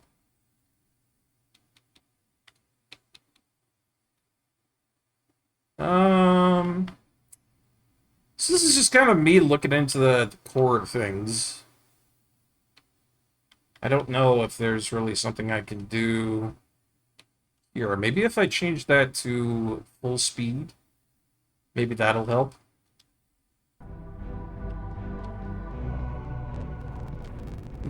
Yeah, still a lot of audio tearing, but what can I do? Garm got punked like a bitch. Yeah. Kind of looked like Jecht from Final Fantasy X. Yeah, what? What's the big idea calling me that, Hollow? Oof. Calling me a shit father. Yeah, real nice. Alright, so I got my choppies. Cool. I guess we'll go into the Mountain Valley, see how this goes. Character design, purely based on character design. Oh my god, it's just how I remember it. It's beautiful. Ooh. It's really laggy, though.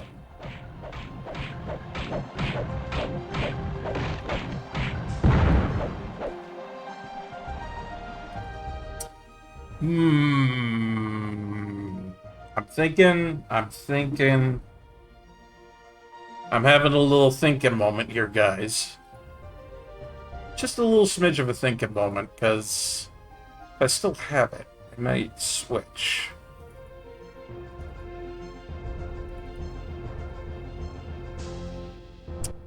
Do you know what? It's right there, and it is an upgrade.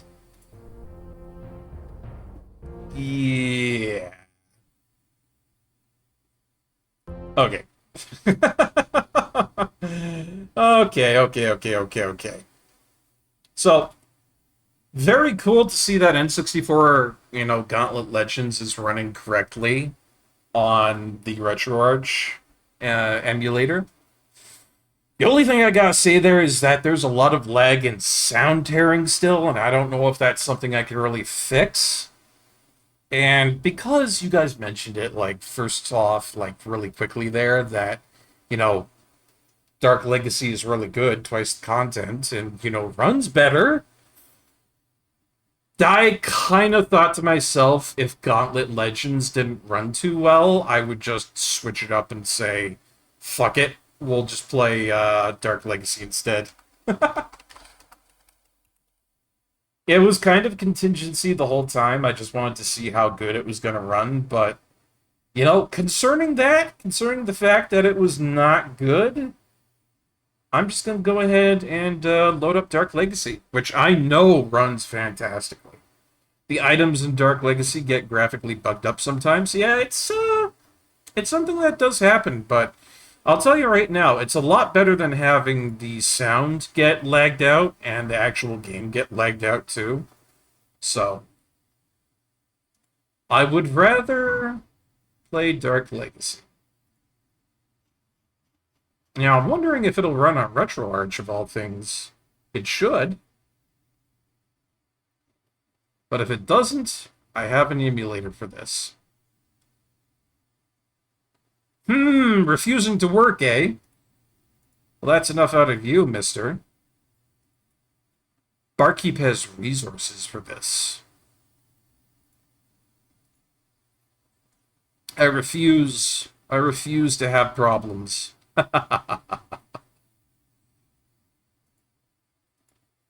Alright, go ahead and boot the ISO on my other emulator and pop that bad boy open.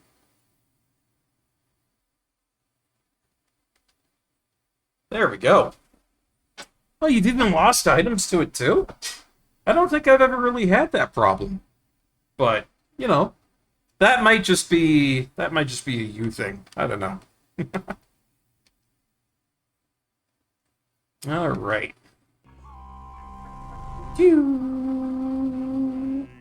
Midway Gates. See, this one, Gauntlet Dark Legacy, is a lot nicer. One of my favorites, to be honest, too. Ooh. But you'll have to give me just a second here. It's, I don't know.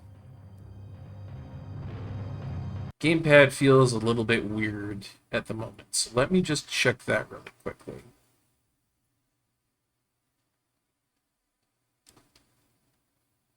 L3, R3, start. D-pad up, right, down, left. L2, R2, 1, 1.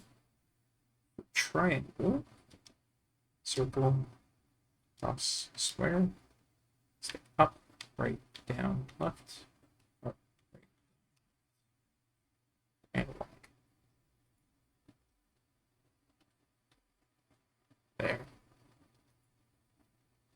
Doing a little bit of remapping, just to make sure everything's all good to go.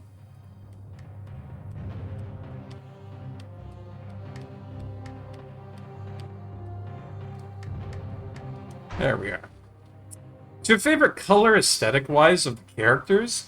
You know, I don't know. I'm gonna have to take a look. Gonna have to remember what it is. Let's see, BAR. Let's go.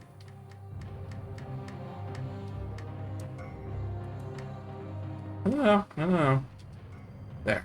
Welcome, Yellow Sorceress. Yellow Sorceress? What? No, I didn't choose the Yellow Sorceress. Damn it! I'm sexy, but I don't want to be. Ah, darn it.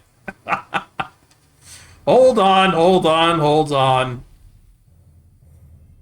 I can change my character here. It's fine. 1 second. Goofy-ass game make me look like a goofy-ass character with big old bitties. I believe you can change if you put your mind to it. I believe too, Bart. I believe too, Ursunder. I believe too. Oh, this save file that I'm on has everything unlocked, I think. I got the Dwarf. I got the Knight. I got the Jester. I don't have some secret characters, but I have a couple of them unlocked. I got the Warrior, the Valkyrie, the Wizard, the Archer. I don't know, I think, oh, those are unlocked off the bat. I thought these were, like, new things. Man, I forgot how cool these things were. Just the animal hybrid characters? Gotcha. I'm gonna be a blue dwarf. That's what I'm gonna be. I'm gonna be a blue dwarf. He's powerful, he's tiny, and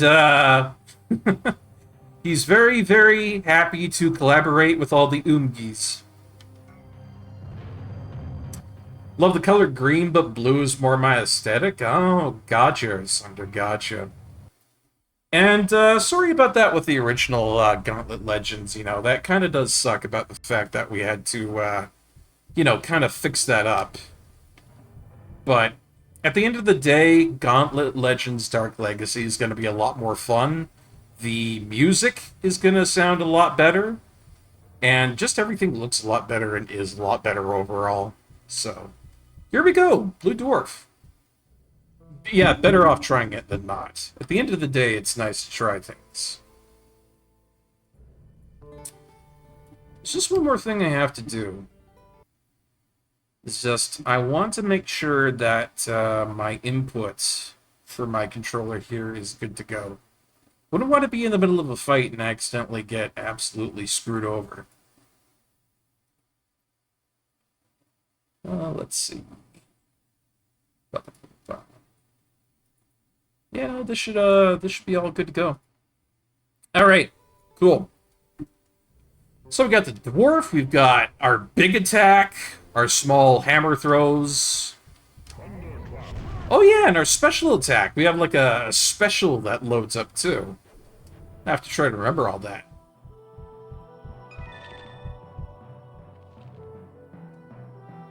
I'm just having one little issue here. It's like I'm trying to push up, and it's making me go off to the side. It's kind of weird.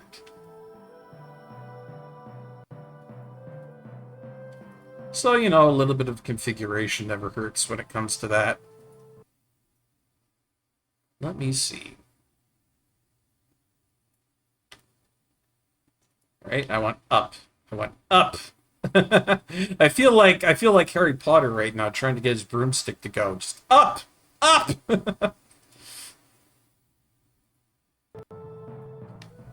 There, do we have up now?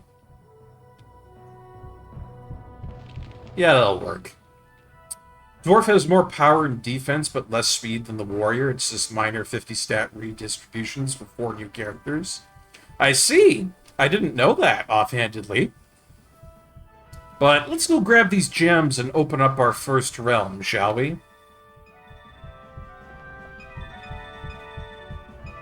That's one of the new things they introduced in this too, is that you collect gems to open up new realms. Congratulations, you now have enough crystals to enter the Forsaken Province. The Forsaken Province! Whoa! I'm gonna go talk to Sumner here. I want to see what he has to say. Hey, buddy. So he talks about guardians, general hints, items of legend, and runestones. Kind of nothing. A big old nothing burger that I don't really need. Like, Knight has more attack, but less magic than Valkyrie. Oh, gotcha. Doop, doop, doop, doop, doop, doop, doop. Alright, Forsaken Province. I kind of hate this area, mainly because there's just so much frickin' poison in it, but, well, you learn to like it by the end of it. You learn to like it. You are now entering the Poisoned Fields.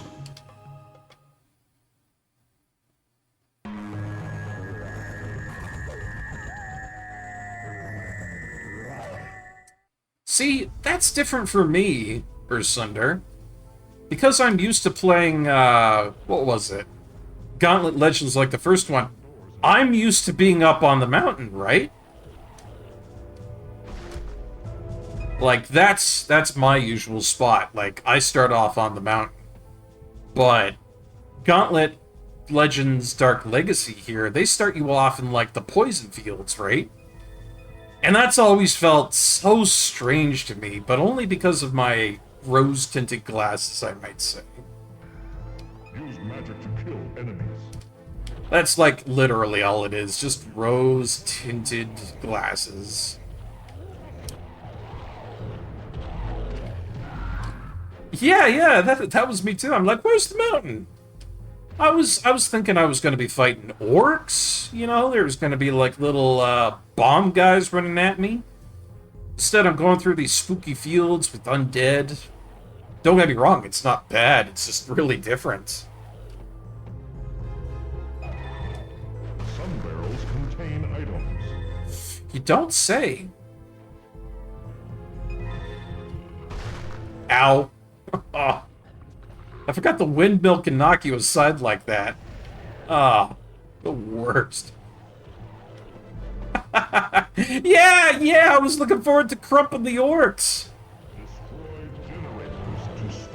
Oh, man. What was it? There was this one skit on YouTube that I saw that I really liked. Now I remember. The skit that they had on YouTube here. There was a guardsman interrogating an orc, right? And the orc comes out of the woodworks being all intelligent and stuff like that. So the Imperial officer goes to interrogate him, and the orc says, well, everything we do is in red, right? You know, for going faster. So we figured we could learn faster if we started writing in red. But then we got so smart that Barbog got all depressed and gone and crumped himself. So now the chief says we can't write in red anymore. Oh, that was a good skit. Oh no, yeah, I know about walking into enemies for melee. Like, don't get me wrong, I've played this before. I spent an entire summer sitting down in my parents' media room because I had my computer connected to their stuff. I had the Steam Link, you see. And the Steam Link gave me the ability to hook my stuff up to their gigantic projector. So I was playing this on the projector. And I spent quite a few good days just playing this in the projector room. Because it was a lot of fun. And I had the music all turned up and everything. Because the music in this is really good too. They did a fantastic job on the music.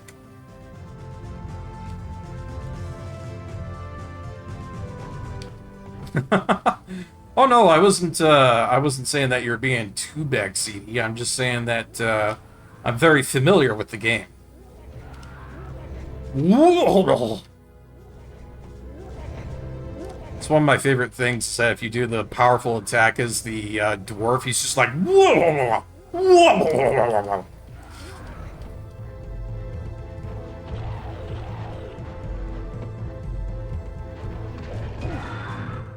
I just don't know what's going on with my controls here because the up kind of like waggles me off to the right or left. I don't know. That'll be something I figure out later on. Not a huge issue.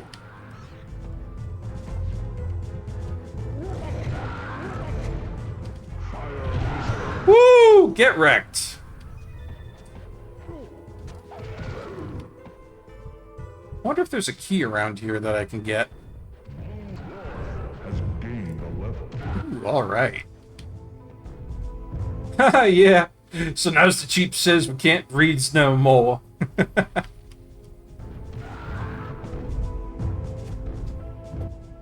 key to open treasure chests. Yeah, I'm looking for a key, I am. Oh, here we go. Fucking asked for a key, get a key. So saith the Lord. Turbo boost. I also remember this being on that cruise ship I was talking about earlier, right? So at one point during my life, I kind of vaguely remember this, is that we went on a cruise ferry to get over to Victoria Island, right? We were on a vacation to go there for a couple of days, and it was a really good vacation. Ooh, acid breath. Noxious burps! That's literally what that is. It's just me burping out of control.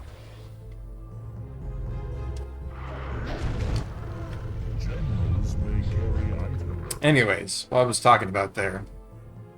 One rune stone has been found. They had Dark Legacy in, I believe, a console version on the ship. And I couldn't believe it because it was like all set up like a console version. Or not a console version, arcade version is what I'm trying to say. And you had to pay money to go into different areas, and they started you out in like whichever area you wanted to choose, right? You could go into like the Poison Fields or Fire Mountain, whatever one you wanted to go into. There was like no crystal collection. And it was crazy because I had never seen that variant before. So I was really stoked to see an arcade version of this game out in the wild. Like, I don't even know if Midway was responsible for making it. But it was just really cool. At least I think so.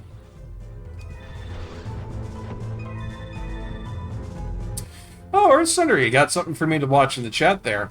We'll take a look in just a moment. There we go. Let me just pause.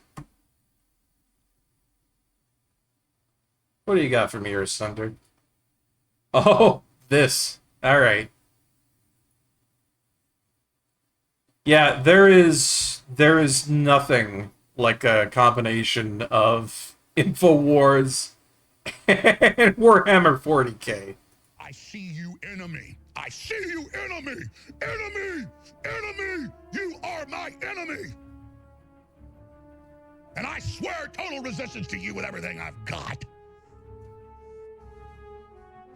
Disingenuous, fake, false, broke back, twisted, a defiler, a betrayer, a backstabber, a devil! You will pay. Yeah, you think I don't see your face, scum? You don't think I don't see you? I see you. You understand me? I know what you think of me and my family. I see you right back. You understand that? You understand that?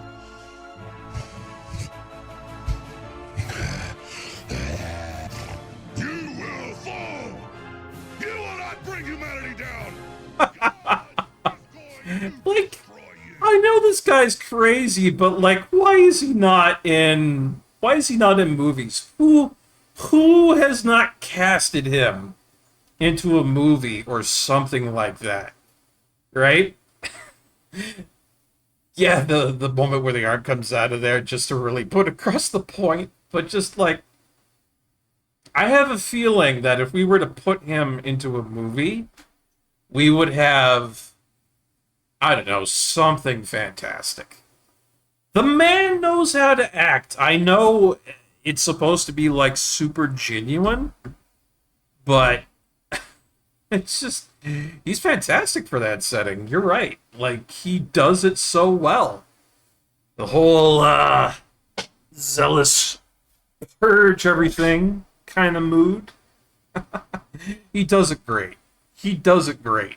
Whether he intends to or not, he's fantastic. Thank you, Asunder. That was pretty good. I like it. I like it a lot. No, you think you're so sneaky, trying to hide things from me? But you're not. I'll find all your secrets. Phoenix familiar. Hey, check this out. I got myself a little birdie. My only gripe with these games is that, for the most part, you don't get to keep a lot of the power-ups that you get, and that's very much Midway classic stuff right there, you know? Multiple hits destroy secret walls. I don't know. I think that's just always been how Midway proceeds about stuff. Limited levitation. Oop, jeez, now I'm flying. Crap. But yeah, Midway's always been very arcadey with their stuff, and it makes sense that they would kind of follow that tradition. Then again, this one's always been a little bit more RPG-ish. I'm sure a lot of people would argue that point, but Gauntlet Dark Legacy has always felt like a very RPG kind of game to me. Like, you're getting experience points, you're leveling up. That is, to me, the essence and basis of an RPG, right? Like, do you have an option to distribute your experience points and stuff? Yes. Not exactly the traditional type of role for that, but you are distributing experience points from the gold you've gotten. So, I guess that's a point that could really be argued, to be honest. But at the end of the day, I see Gauntlet Legends, or Dark Legacy, as a bit of an RPG. Like, not 100%. I guess maybe you could call it an action RPG if you really wanted to. That's probably what would be best for, you know, describing this game. Also, I was a little bit worried there. I wasn't doing so well, but it looks like I'm fine for health. See, it's these archers and bomb throwers that really make things annoying. I usually have a huge problem with trying to go up against those, but right now it's not too bad. Not one bit. And of course, the first level has a whole bunch of food, so I'll be fine. I will not let you demons slay me. See, I can put forward a little bit of that that energy he's got. What's his name again? I'm trying to remember the guy's name of you know, InfoWars. He's got something, I don't know, very American. Alex Jones. Yeah, that's it. Like, I can do a decent enough Alex Jones, you know. One of my favorite moments that he does is where he's like, "What shall I do, my lord? Destroy the child, corrupt him." So you got my ass running into this right now, and it's like I'm feeling a little Alex Jones being in here, you know. I've got Alex Jones being channeled into my blood. I'm like, "You shall not destroy me, Val zombie spawn. I shall raise my hammer up against you, and you shall become a puddle of mush against my American theory." Oh, man. I want to know. I want to know what that guy smokes. He's got to be on something, right? Like, how does somebody become that zealous without, I don't know, something being kind of wackadoo? Just like something, you know? High on patriotism? Yeah, I would figure. Ooh, the secret. Golden icon. Very nice.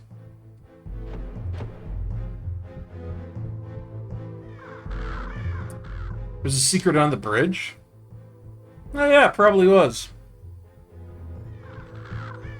That's nice about this game, is that you can backtrack if you don't go into the very end. If you miss anything, or if you need to really go back. The game won't restrict you like most will. That's a big +1 in my books for the game.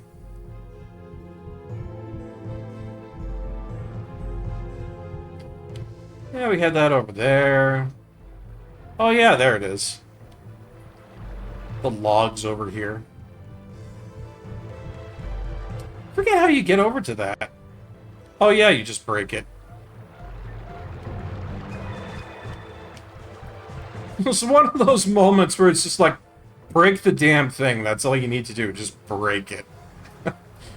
Sometimes it's really easy to forget that, considering this, but, you know, I make it work. I get there. At the end of the day, I get there. I might not be as super fast as, like, a speedrunner or, you know, incredible at times, but that's what I provide as a gamer. Reliability. We'll get there at the end of the day. Oh boy. Phew! Phew! Don't hit me. Swear to God, you hit me, I'm gonna be angry. Don't do it. Don't do it. There we go. Didn't want to waste that.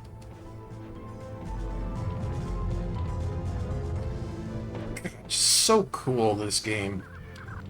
This is one of those titles I could sit here and just play for hours and hours and hours.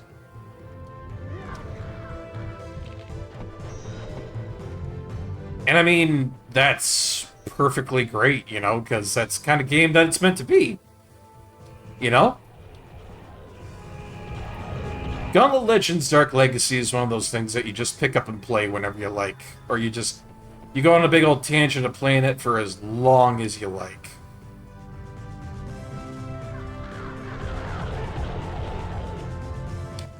Not because it's so spectacularly, I guess, engaging, I would say, with its story or its lore. It's not like that. But if you're looking for a nice beat-em-up to just smash a whole bunch of baddies into a big old bloody pulp of gore, then this is your game. And sometimes I need that. Sometimes I just need to smack something upside the lettuce with a hammer.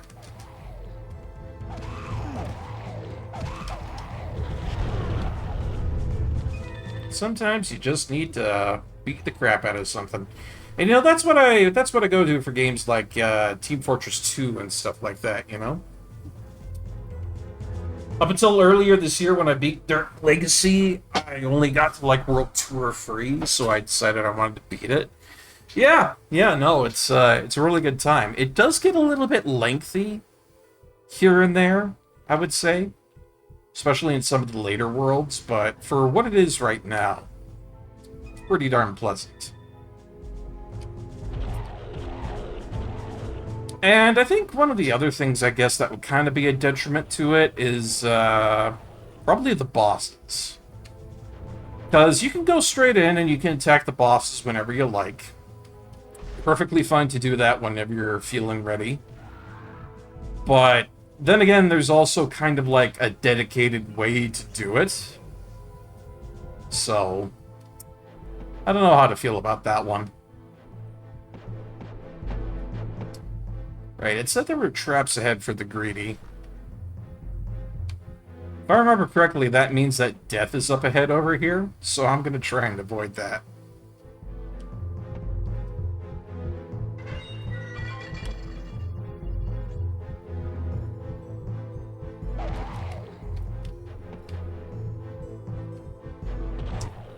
You researched it and you realized that Legends and Dark Legacy were basically the same game, so you went with that over Legends. Yeah, I don't know. See, if Legends were available to be played right now, you know, in a format that wasn't buggy and laggy, then I'd be playing that right now just because of the fact it is a little bit more simple. Because sometimes, and like, this is probably just a me problem, sometimes Dark Legacy gets to be a little bit too lengthy for my taste. And I think that really is just kind of a me problem, to be honest.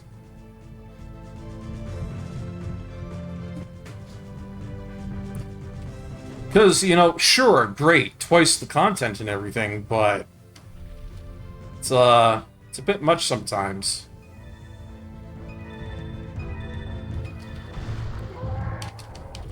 And then sometimes it's like, you know, maybe I want to play something that's a little bit shorter. Oh yeah, I have to go find a switch or something. Wait a minute. Can I be cheeky about this? Can I hit that guy over there? Oh! How about it, buddy? Don't you feel stupid? See, that's what a smart player does. He doesn't activate the bridge right away. Pro strats, everybody. Pro strats. Then I get to have all that gold for no work whatsoever. Don't tell anybody that I'm just lying through my teeth. That I just forgot to, you know, lower the bridge.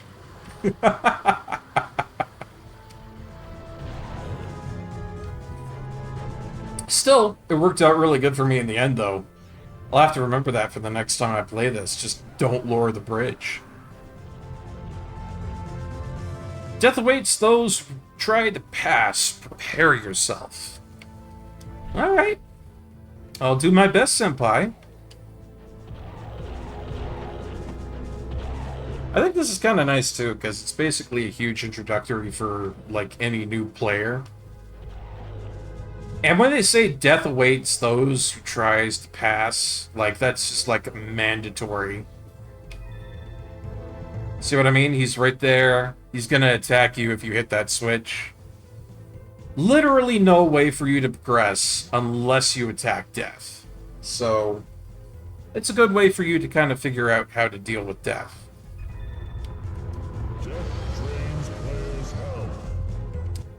And it's magic! Magic makes the world go round. Did I miss anything? Ah! I'll come back if I really did miss something. Not a big issue. See, again, that's the thing. Like, coming back into a level is not a bad idea. It's a good way for someone to get themselves oriented with Dark Legacy, and if you do miss something, you're going to get more golden items because of it. So, not bad.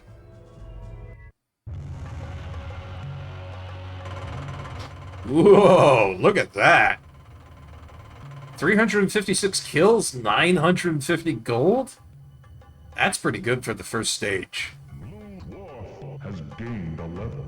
Alright, alright. Yeah. Not bad. Not bad at all.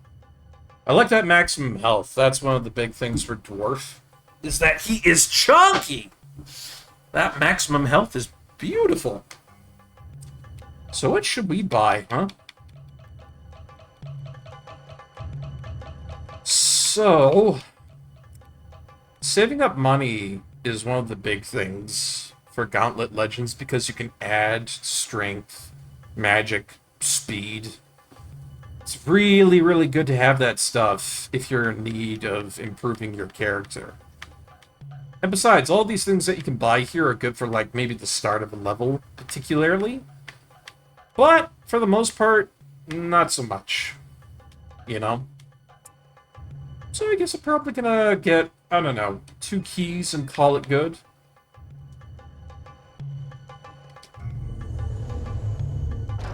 Alright. And then there's this big thing right here telling you all of what you've missed, all of what you need to get.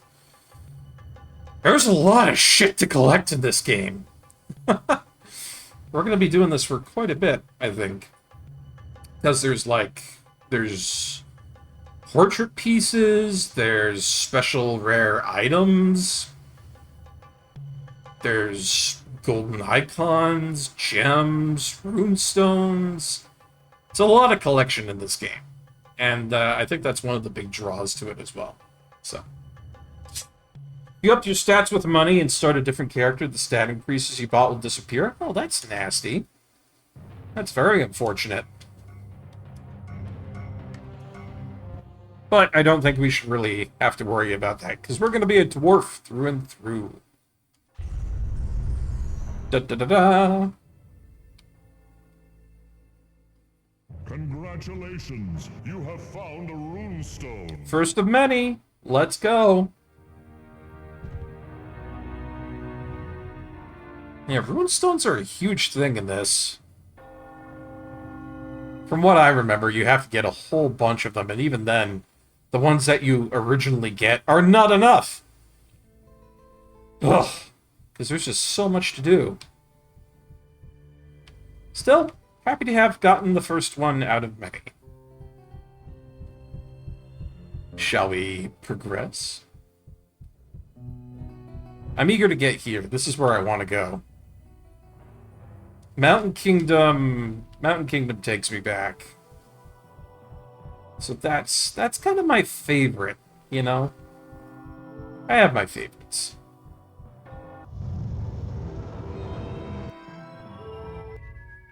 But yeah, I wasn't aware of that nasty bug, Garsunder. Thank you for telling me about that.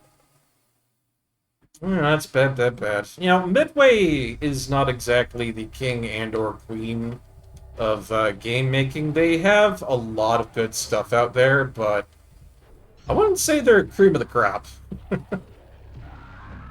That's why you're here. Oh, good stuff. Garsunder to save my butt whenever I need it. See, that's nice. Actually, hold on a sec. I wanna say something before I proceed. That was actually pretty great. to be honest. Yeah, I guess we'll get into a couple of personal things, I guess, just for the moment. And I just want to say this because I thought it was really cool. Is that as of late, I've been having to work with a lot of stuff. You guys know about the welfare that I've had to work with, which kind of sucks. And looking for work, which eternally goes on. I've got a lot of that stuff in order, and then I took my break and everything. But if you could, Earthsunder, I'd like to have a shout out for Hollow Atelier in the chat there. The unfortunate thing is that aside from Discord, I don't really get a lot of people checking in on me or, coming to go see what I'm doing, which kind of sucks. And I think lately, too, I left a Discord that was supposed to be pretty darn good for people over 30, and I was doing all right in there, but at the end of the day, I found out that I just didn't really jive with the people there, Kind of really sucks, but I guess to keep this short, and, like I said, focus on good stuff. Something I would have never expected is that Hollow Atelier messaged me wondering how I was doing, I think, just the other day. And that kind of shocked me, actually. Kind of took me aback, because usually I don't have people asking after me, which kind of surprised me. So, Hollow, if you're still here, thank you very much, because that was a really nice surprise. It made me feel a lot better about myself, because I was in a very shitty mood at the time. And, yeah, I have to say, it really makes me feel glad and lucky to know that people, TLDR, give a shit. So, it's nice. Thank you, I really appreciate that. Anyways, that's enough of me being frickin' mushy. Alright, let's get on with the game, shall we? Go, go, go.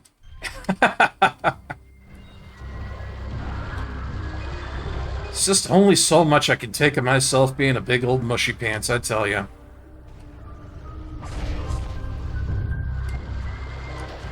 But I really do appreciate that, though. That was really good.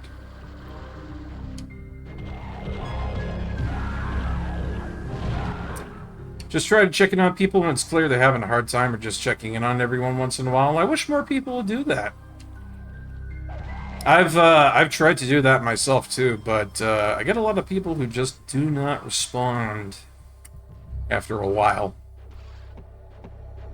I don't know. Maybe it's me who finds that a little weird, just a smidge weird, but it's good at the end of the day to have people that really look after you in the ways that they do.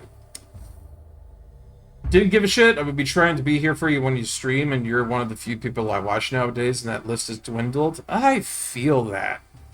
Alright? Thank you, Earthsunder.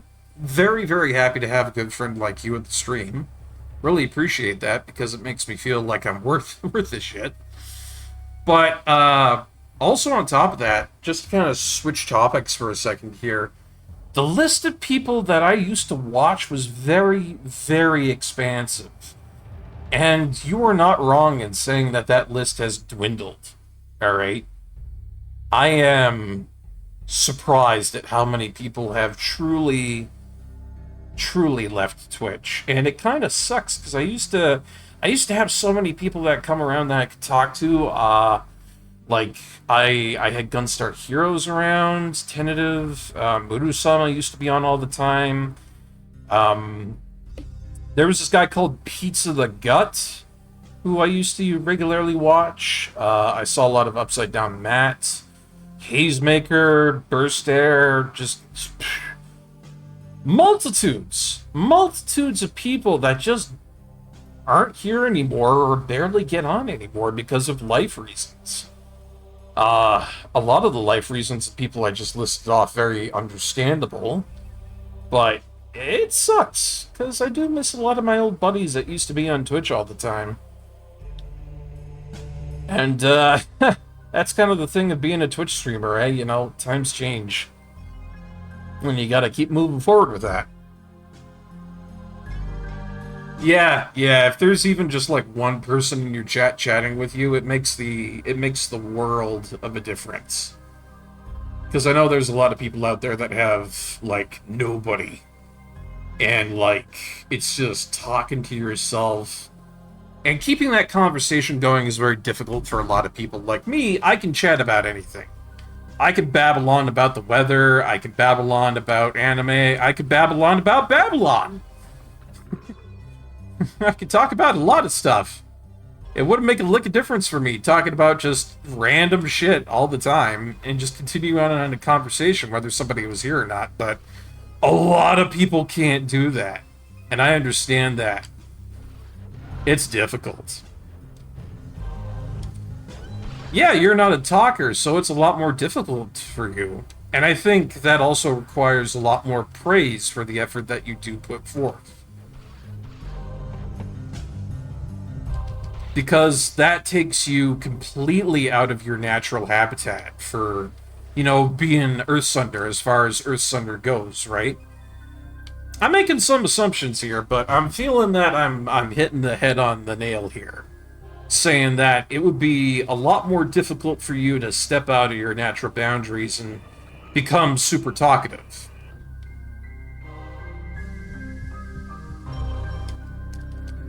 And even at the end of the day, sometimes I'm not all that talkative either. Sometimes I get a little bit more quiet. And I notice I'm doing that, and it's like, fuck, Barkeep, say something. You know? It's difficult, but, you know, we make it work. We make do. Yeah, so I'm pretty right about that. Yeah. I know there are some people out there who really struggle to speak. There aren't a lot of people out there who kind of have that, you know, trait, so to speak. But I do know there's a couple of people out there who just, it's really difficult for them to speak or go on a speaking streak of any kind or, you know, get a topic going. And I think these people who, you know, really try to get out there and stream even though they have that going on are above and beyond, I tell you.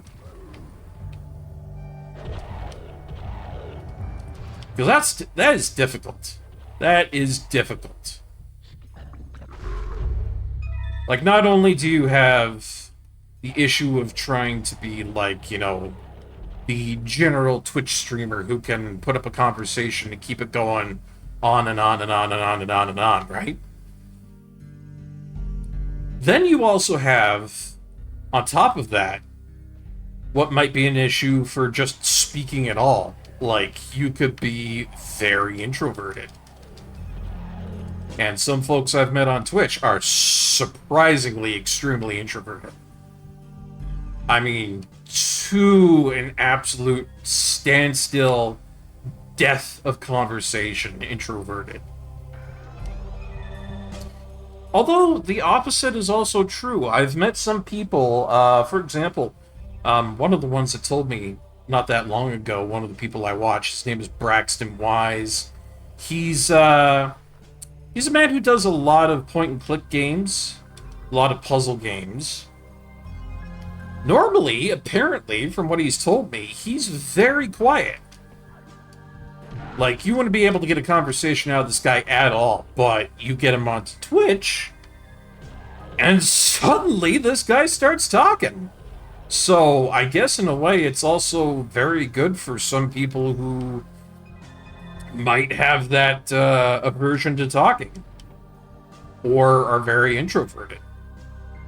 It, I guess in a way it does kind of exercise, you know, being vocal, being out there.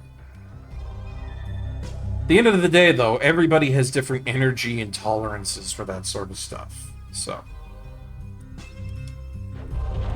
Yeah. You know, like, obviously, you and me, we can be very outgoing and social and extroverted, but at the end of the day, after I've done, like, 5, 6 hours, my vocal cords hurt, right?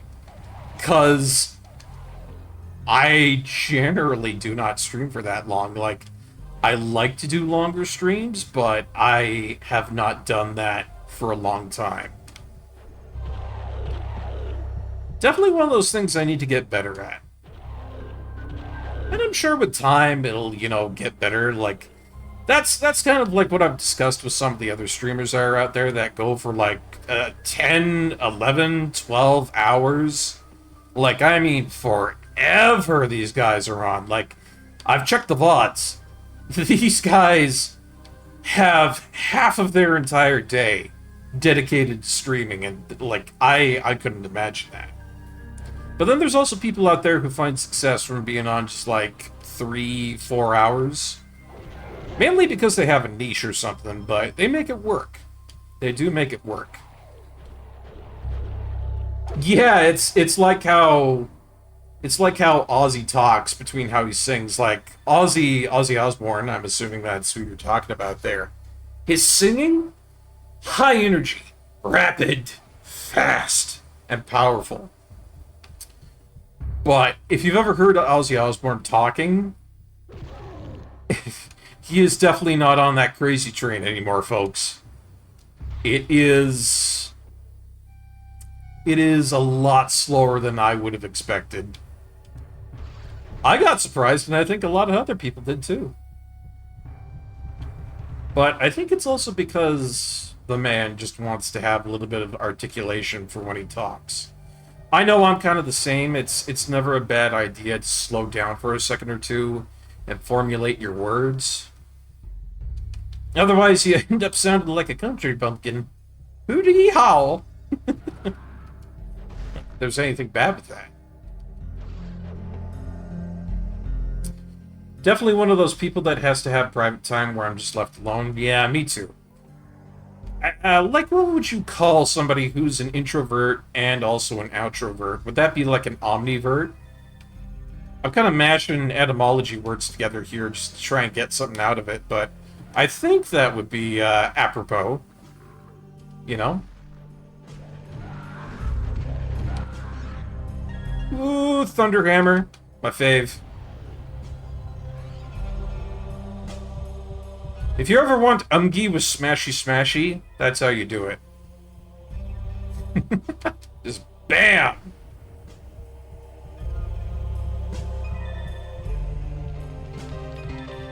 Oh yeah, they've got the piano in here too. It's a nice touch.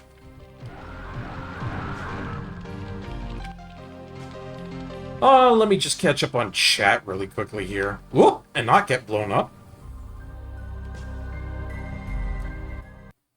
3 to 4 hours is usually my stream limit. Yeah, sometimes I kind of go around there, but I'm thinking that for me, I'd like to be anywhere around 5 to 6. That's personally where my goal is for playing video games and being on a stream. Anything more than that starts to get a little bit cantankerous, and I get a little tired from that one there. Oh, yeah, no, Ozzy has enough ingested drugs in his system to just, like... like, at this point, I could be assured that they have to use different dosages or something when he's in the hospital, because just like regular drugs, they don't work. Regular morphine, it doesn't work. He's built up such an intolerance. You need something a little stronger to kick him out, you know? Ye cowboy ass fuck. Yeah, no. I know. Some people can't handle that country redneck sort of stuff. I myself, there's very few Western songs out there that I like. Country Roads Take Me Home, that's one of them. Everybody likes that one, though. In fact, there's a lot of people who say that's not true country, and I would tend to agree with them. For the most part. But That's the one that really pissed off my friend Gunstar because it was being played everywhere in GameStop during the time that Fallout 76 was coming out. Alright, it was either Fallout 76 or Fallout 4, I can't remember which, but it was really pissing him off. I thought it was funny as fuck, though. Would just say they have a regular social need? Yeah, I guess so. For somebody that goes on for, like, 13, 12 hours streaming, I guess that's what their usual stuff requires of them. Was I this way already? No. I need to go to the piano house. But yeah, everybody has different energy for streaming and just being social, and you got some people out there who are doing it for like 12, 13 hours a day, and then you got some folks who only do it for like 2 or 3 hours a day. And that's perfect. That's fine, if you ask me. And I think Twitch needs to kind of lay off the crap that it does sometimes when it comes to, the appearance for people who do shorter streams. Right?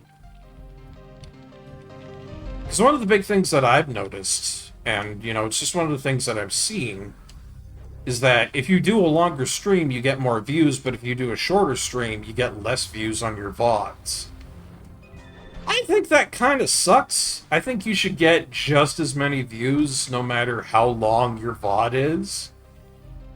But who am I to deny what happens on Twitch, right? That's just like what the viewers do. But it's what I've seen, and I don't think success should necessarily be based on that. Who am I to judge, though?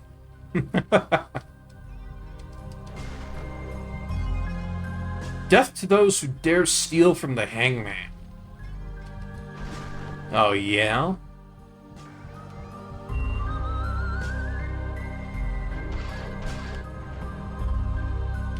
Like, for people who stream only, like, 2 to 4 hours in between that sort of rate, right? Personally, I mean, like, this is just me speaking. I think there should be, I don't know, increased visibility for people who only stream that long. Because it's very difficult to get a lot of people watching that stuff if they think that that's all it is,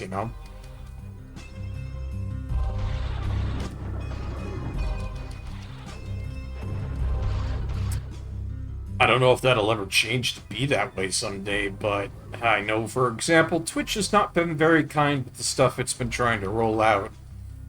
I know recently I saw a whole thing where it was like, they did a change with branded content that affected everybody and not just the partner streamers, and everybody was all up in a hissy fit and a tizzle about that one.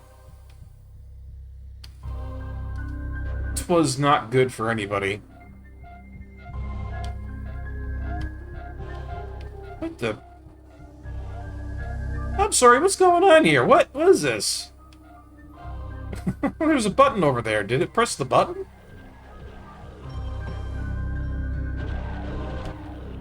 Oh, don't tell me I got snookered out of a button press for treasure up there. I think I did. Yeah, well.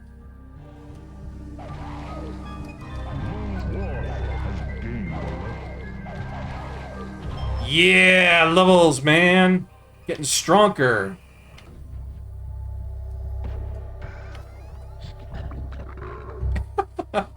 The sound effects of the meat get me every time.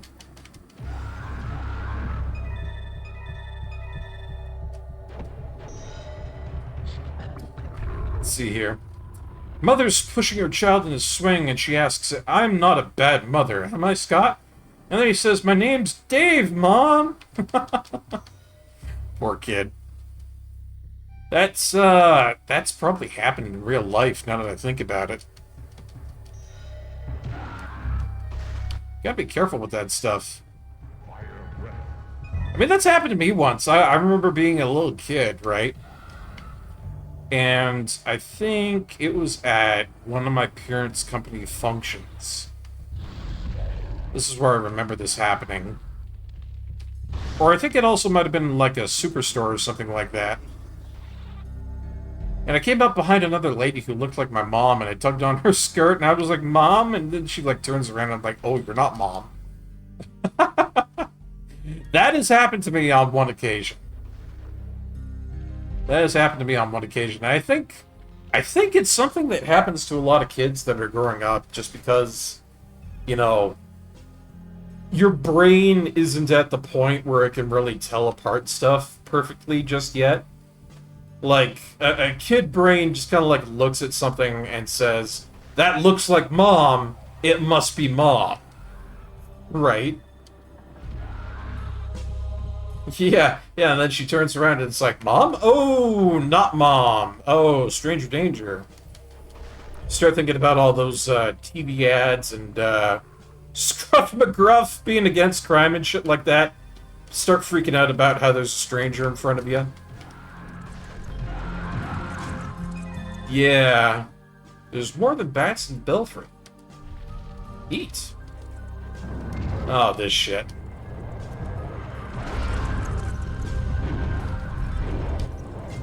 I almost forgot that they have elites in this game.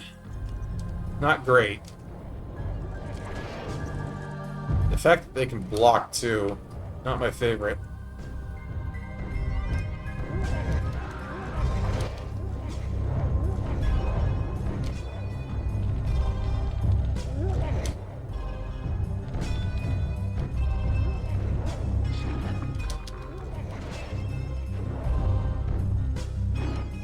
Gotta be careful. There we go. Those elites can take a lot of chunks of health out of you if you're not careful. Try not to get killed by that thing, but you never know. And they get a lot worse later on, too. Knock knock? Oh yeah? Who's there? Who's there, Asunder? You tell me, who's there? I eat map? I eat Mapu.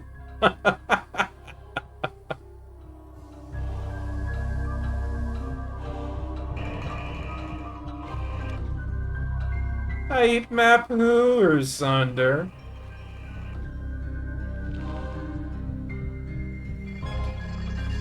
Oh, treasure. Lots of treasure. But of course, this is the whole thing of the hangman there. If you take that treasure... Dun dun dun. Oh, what, really?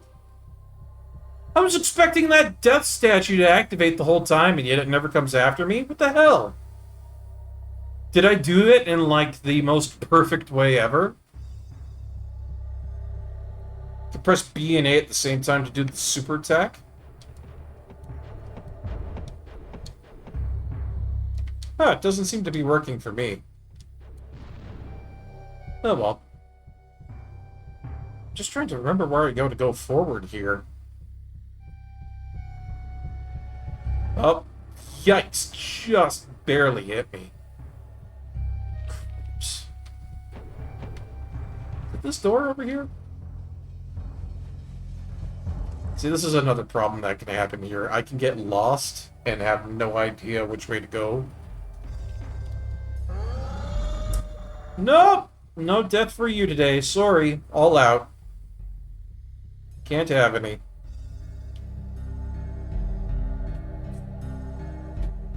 So yeah, if they had included a map in this, I would have been very happy about that, but it's one of the things they left out. Oh, the meter attack? Yeah, there's a button for that. It's the Y button. Completely different.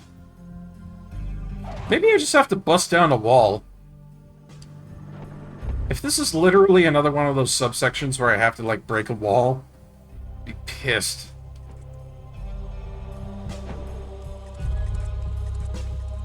Oh, right, I was going this way, and then, like, the elite guy attacked me. Okay. We're good, we're fine. God, how I forget so easily. Yeah, I kind of derped out there, didn't I? Brain.exe stopped working. Would you like to send an error report to Windows? Y/N? Oh, man. Normally I've got my wits about me, but again, today is just one of those really hot days. Not bad concerning the track record we've had, but 23 centigrade is still pretty nasty. Generally, I like it when it's 19 centigrade or below. That's my preferred type of weather. You know, you get it to like 0 and below, and I'm perfectly happy to exist. Just stop shooting me with arrows? Come on. Frickin' arrow users. Frickin' dragons. Yeah, learn how to block. It's chiding me like I'm an idiot.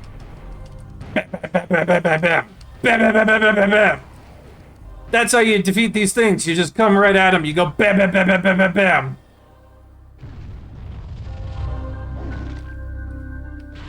Hold on a sec. Let me eat that poisoned fruit like an idiot so I can get out of being stun locked. Bam, bam, bam, bam, bam, bam.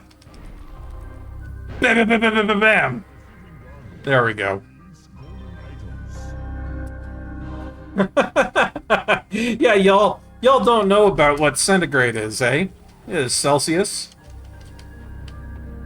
See, one thing I've learned in my life that has been quite a revelation to me is the fact that American users use Fahrenheit for their temperature for weather. Canada uses Celsius, and it screws people up majorly. And I'll tell you right now, I don't know how to do the conversions off the top of my head for that shit. 0 centigrade being 65 to 55 Fahrenheit? Yeah. Exactly that, Hollow. Exactly that. Ooh. We could get a secret character out of this. Let's try it.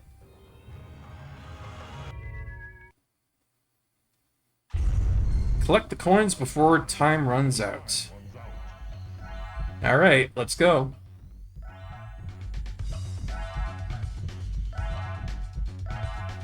Pretty cool music for this, too. Yeah, these mazes are not easy. Like, they start out with one that's, like, kinda decent, but if you have a character like mine that doesn't have a lot of speed, they can be pretty nasty.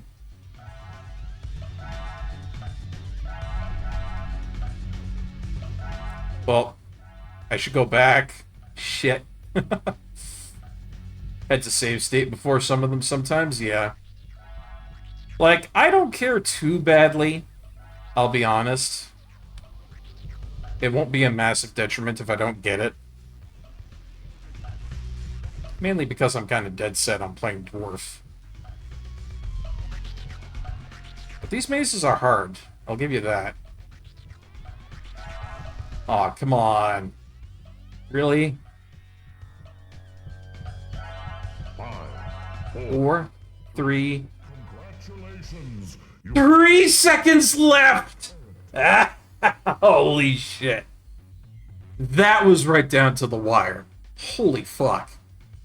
I got it, though. I got that secret character. Yeah, boy. Don't switch it if you buy stats, yeah. I don't know what oh, what the hell? Error decompressing file. Cannot continue.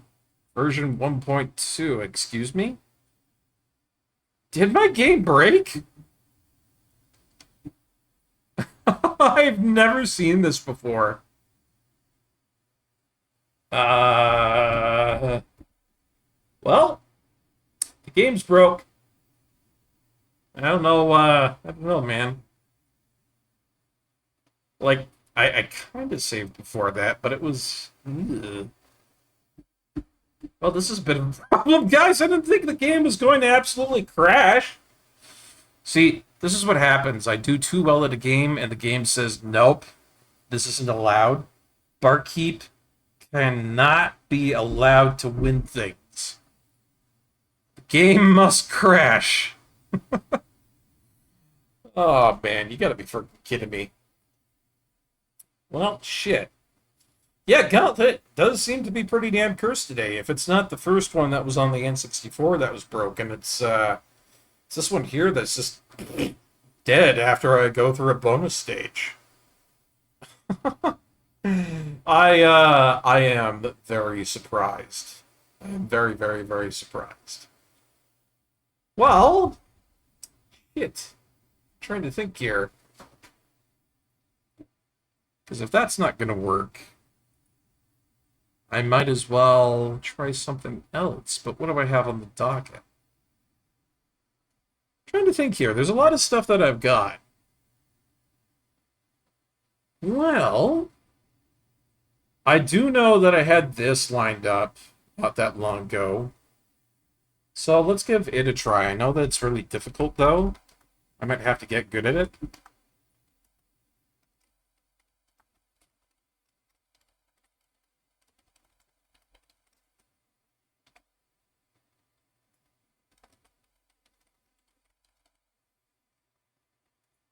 But let's give it a shot, eh?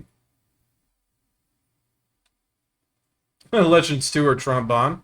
Yeah, those will be coming up in the future, I think. We'll try that sometime soon. But for now, let's try this title out. It does not get enough love. And I think it's really cool. But this is also one of those really, really hard games from back then. So, we're gonna give Pulseman a try. Personally, I really like this game. I think it's really cool, and had Sonic not appeared, this would have been a strong contender for a mascot. I feel it in my pulse, man. Oh, that's so bad, Ursunder. But yeah, this game just does not get a lot of love. I don't know why. Maybe because it is super hard. Galaxy Gang plans to use electromagnetic waves from a TV station to control people. Cannot let that happen. Super bad, but like Power Glove. Alright. Let's see if I remember how to play this. I got my jump, I got my attacks. Yeah, super mobile. And then I've got that. Alright, good. Let's go. Choo! The only thing about this game, about like why it's so hard, is that you don't take a lot of hits. If I remember correctly. So like, you gotta be very careful about how many hits you take.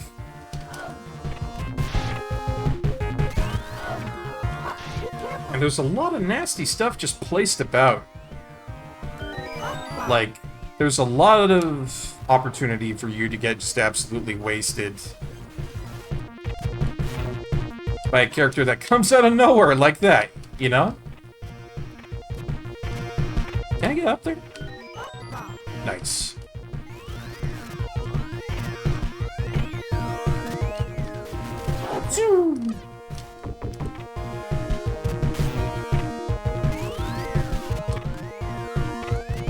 Ooh, I'm in danger. Wait a minute, is that health up there? Oh, I need that. I need that health. Give. Nice.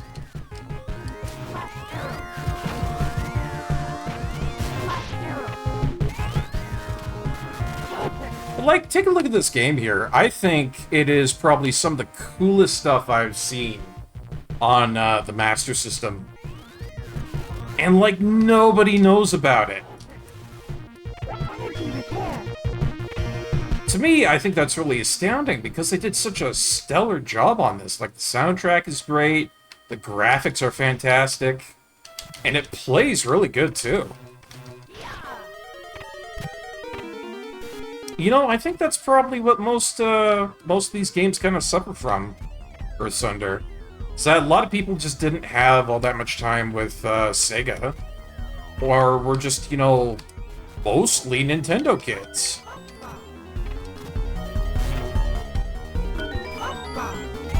I don't know how to use these flash bombs. Like, if I knew how to use these, that'd be really nice. Y'all guys gotta give me just a second, because I'm gonna go take a look at the Pulseman manual.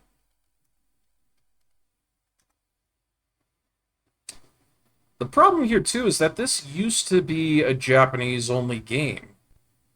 So, that's the thing, right?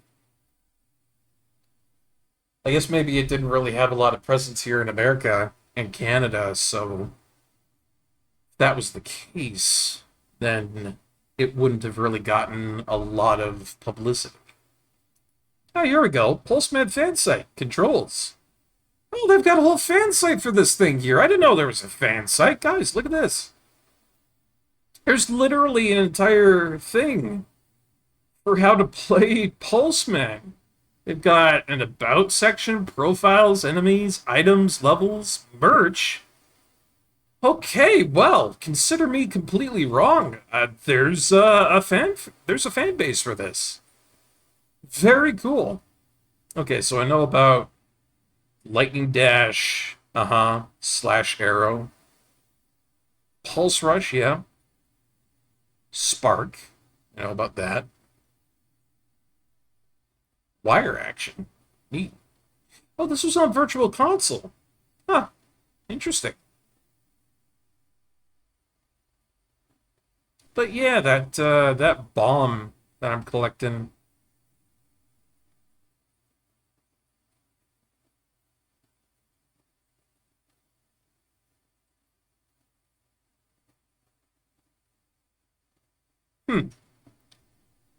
I guess I don't know what that's used for. Maybe that's just like points or something like that.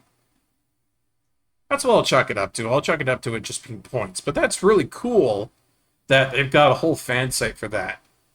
I think that's really nice. I was worried that this game like just wasn't getting any publicity whatsoever, like it was just a dead game or something like that. But seeing that it has a fan site, that's really neat. Oh, these things are nasty. Oh, they got me. 3 hits on mount.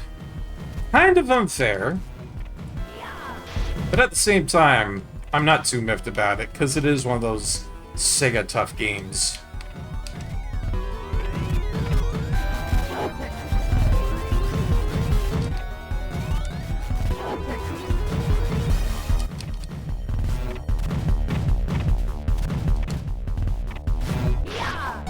There we go.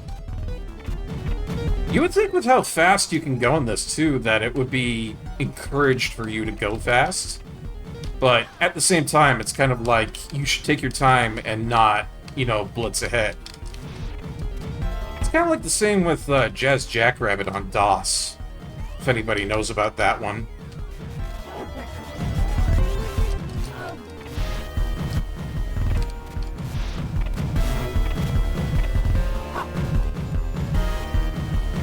Maybe that's something I'll play in the future. I really like playing DOS games, so I would be more than happy to do a DOS title in the future. Maybe play some Commander Keen.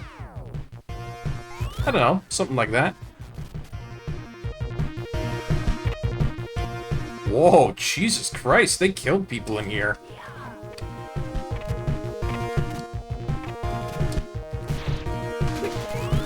Whoa!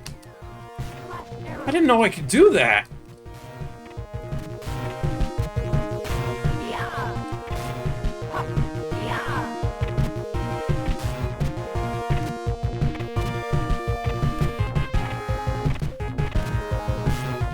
Whoa, lots of spikes down here. Okay, alright. I need to be a little bit more careful down here. Oh, cool. Kind of grabs you as you go. Whoop! Nice! Always happy to get more health.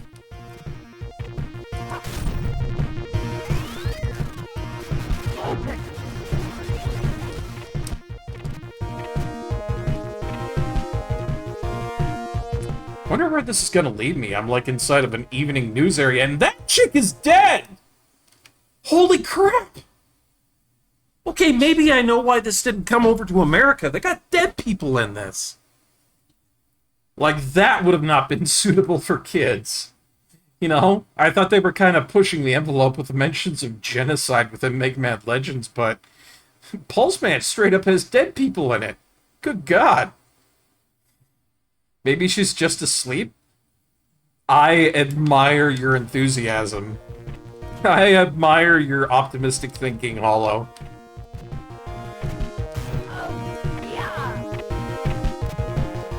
I need some health. Whoa. Oh, so I'm going, like, into the system to fight against a hacker? Dude, that is cool.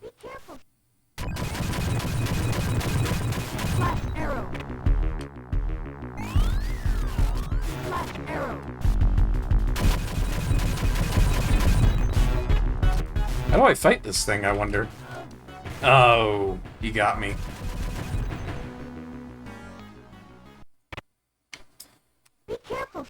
Alright.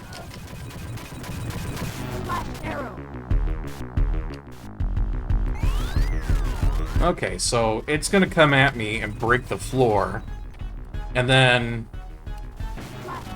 I see.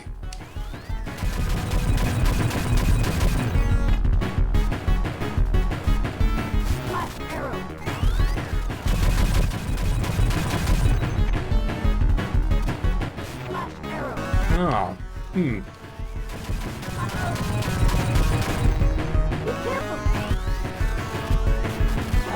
What about that? Oh, I can break the top area, too. Although I think I just ran out of lives. Ah, darn it. Please continue. Yes, please. I would like to continue.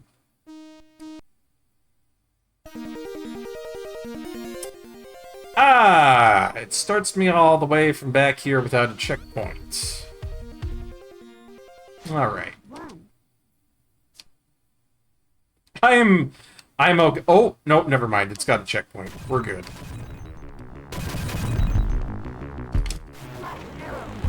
Okay, so I can attack it. Good. I was worried, too. I was thinking they were going to send me all the way back to the beginning without anything.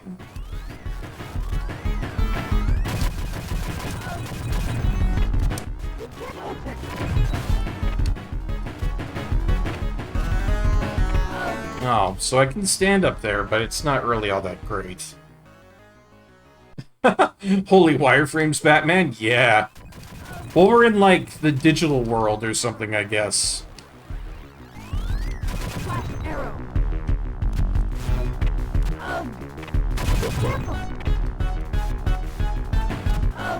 Ah, darn it. Alright, one more try here.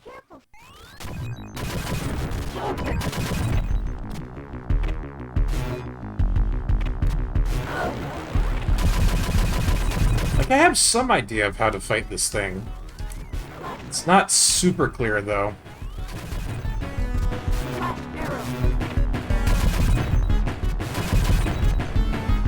Besides, that hitbox is massive. There we go. Now I'm getting some hits on this thing.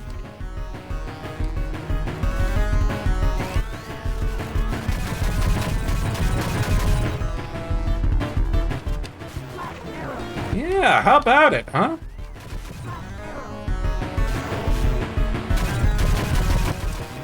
Oh. Alright, I got it down to yellow.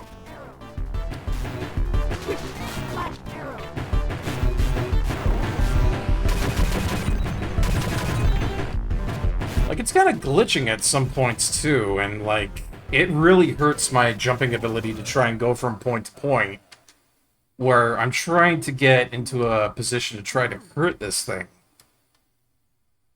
difficult, but I like the challenge. Okay. Alright. It hurts my jumping ability, and it hurts my feelings. Both have been irrevocably ruined for the day. Be careful. Honestly, I'm just really upset about Gauntlet Legends being an absolute crapshoot. Because usually that stuff works out completely fine, you know?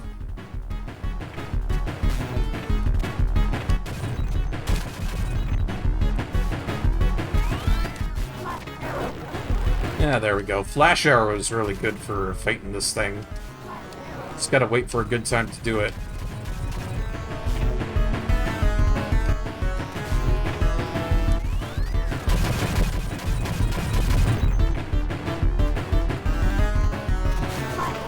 There we go, down to yellow. I guess I gotta get the wireframe down to, like, red before it'll die.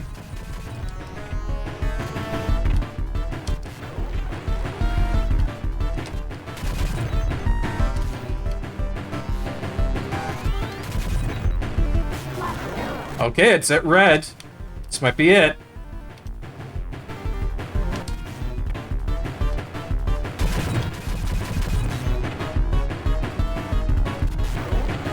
Come on, come on. Oh shit! I almost ran out of floor! But I got him! Great job. Great job! I love that.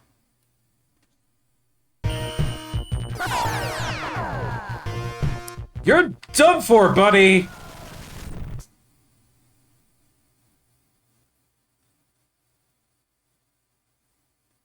Due to the efforts of Pulseman, the case was completely solved. That's kind of cool that you got, like, the whole outro on the TV there after, like, the TV station was sieged. And, I guess she was asleep, too, like Hollow said. Oh, bonus stage. Break all blocks. Oh, it's like Arkanoid!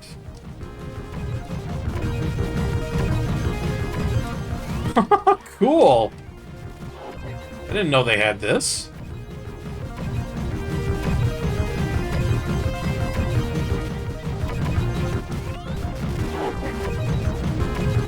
Oh, almost got him.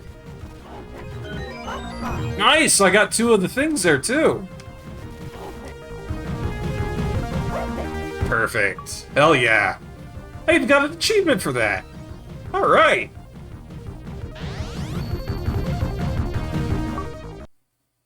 I got an achievement for Digital Chaos as well. For beating that big old hand.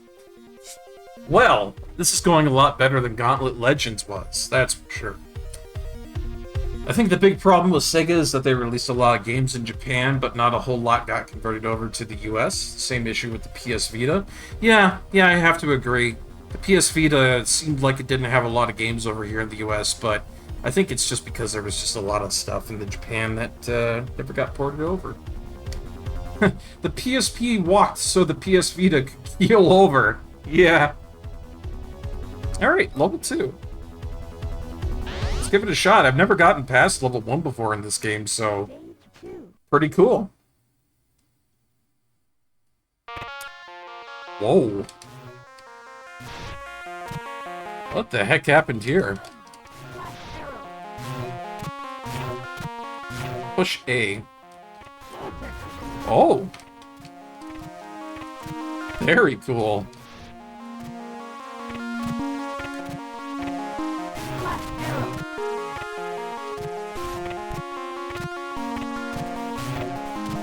Wait, how'd I do that again? Oh, like that. Gotcha.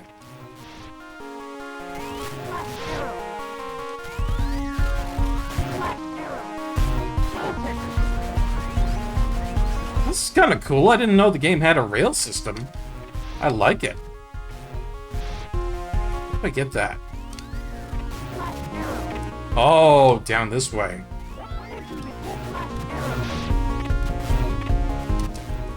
Ooh. Ah, cool.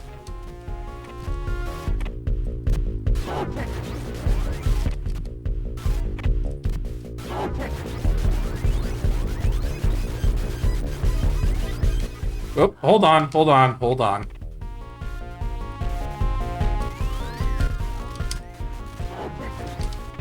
There we go.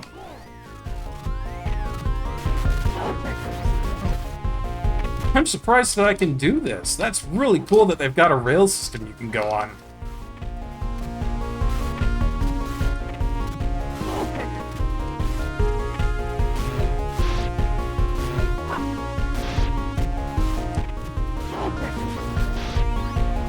Oh wow, you're invincible while you're on these things too.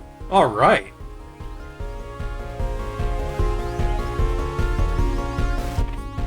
Yeah, no, if I remember correctly, the PS Vita wasn't all that stupendous. Like, it had some good stuff. And the PSP had a lot of really good ports, stuff like Guitar Man and whatnot. But one thing I remember very distinctly is that the PSP, its battery life was shit. I've heard from so many people who've owned a PSP that the battery life is just bad. And they wish it's been better, but I don't know. I think like the only thing you could really do about that was get like an expansion pack or something.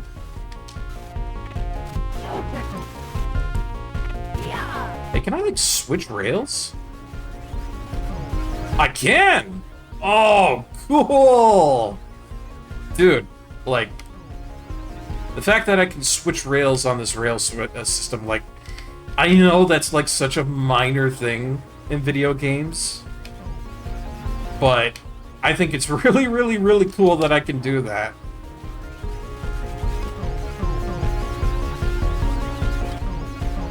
It really gives the entire stage I'm going through here a bit of life, and I love it.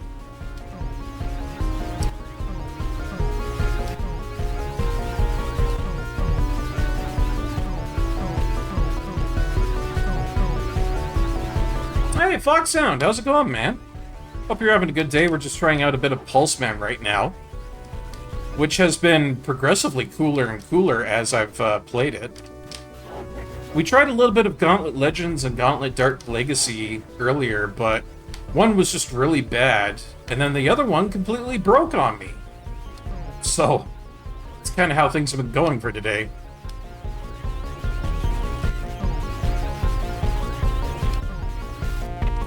Alright, here we go. Let's just pause for a second and catch up on chat.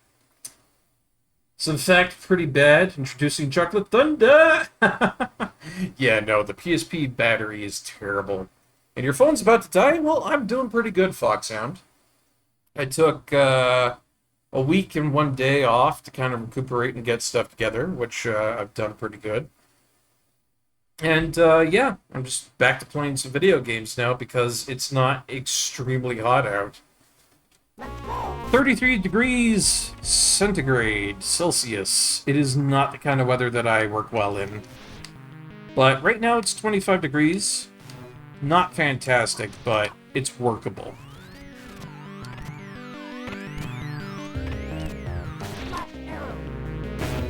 Man, this is something out of the past, man. I like how this looks. It's got that retro aesthetic. Ah, come on. Oh, some health right there.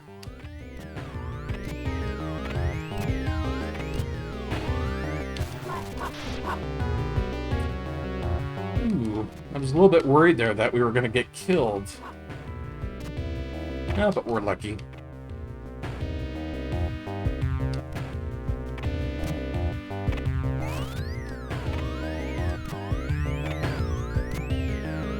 Shit! Oh, come on. Some of the Canadian smoke has made it into the air, and then the air is smoky, and I'm tasty now. Oh, because you're getting smoked out, eh?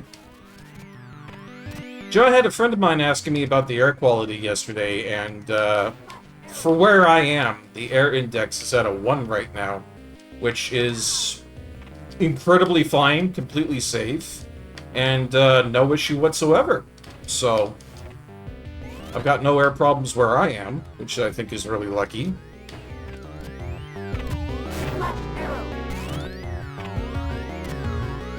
I know a lot of other places don't have it as well, and I know New York, in particular, was talking about how bad things are.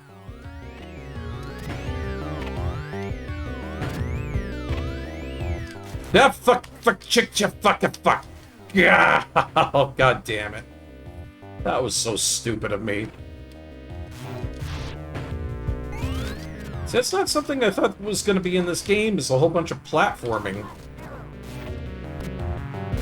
It's kind of taking me off guard, to be honest. Not exactly one of these games I can just fly around in either. Like I said previously, too. Like, I have to be precise with my jumping. Otherwise, it's gonna kill me, just like that. And I feel like such an idiot when I do stupid jumps like that. Please continue. Oh, well, we have credits. Wonder if the smoke will drive the rats out of New York? I don't think that's super likely, but one can wish, Foxhound. One can wish. Stage 2. I remember one time, though, we had a lot of forest fires here last year. And it got so bad here that we were up to, I think, 11 for how bad our air quality was. And when you're talking about how bad air quality is, 11 is the worst of the bunch. You do not want 11.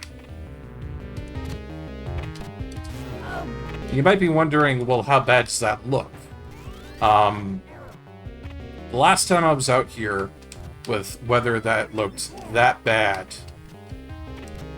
the sun was red, the sky was red, and it looked like the apocalyptic end of days.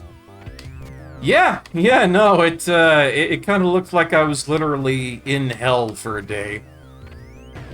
It's probably the best way I could put it. But, you know, I went about it all safely, and, you know, I'm not dead.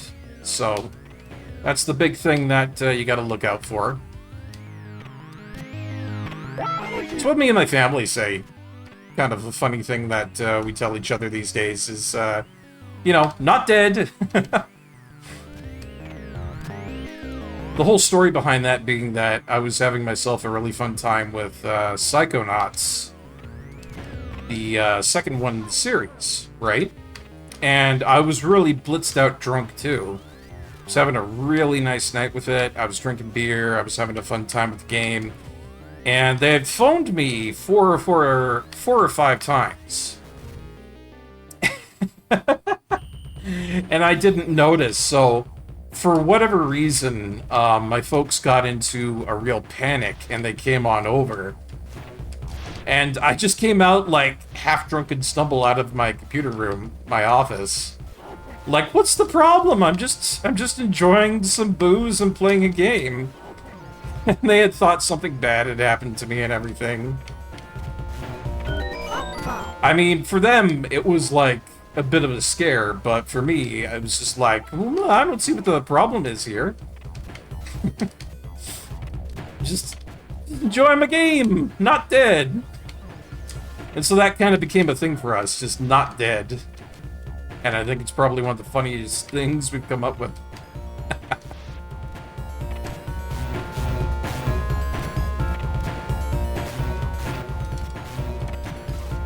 But yeah, good old not dead.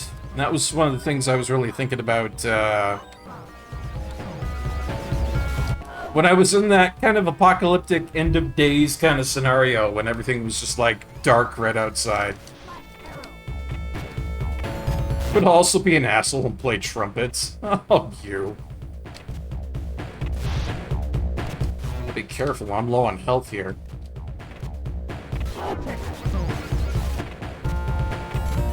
Would the game be so kind to give me a chance to recover and give me a little bit of health, maybe? Would really love that.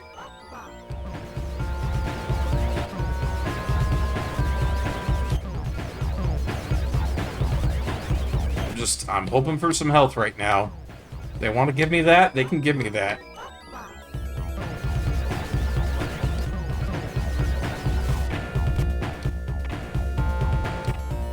Well, at least we'll get to the next area and a checkpoint. That's all good. Me and my brothers have an inside joke where we wink at each other when no one else is looking at us. Oh, gotcha. What is this? It's a pastrami noodle tree. I'm in danger. Sir, I'm gonna have to ask you to leave your noodle pastramis at home and not flail them about at people who are trying to have a nice time in the jungle. How do I harm this thing?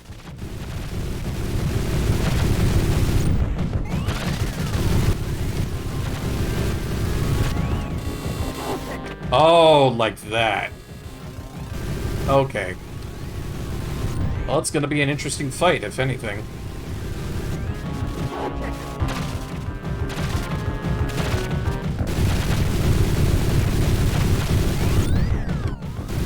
I don't know, I think it's the way to harm this thing, but... No, maybe it's just the core I have to hit?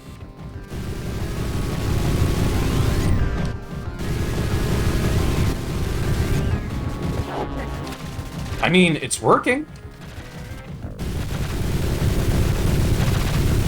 So, you know, if it's gonna work, then that's what I'm gonna use.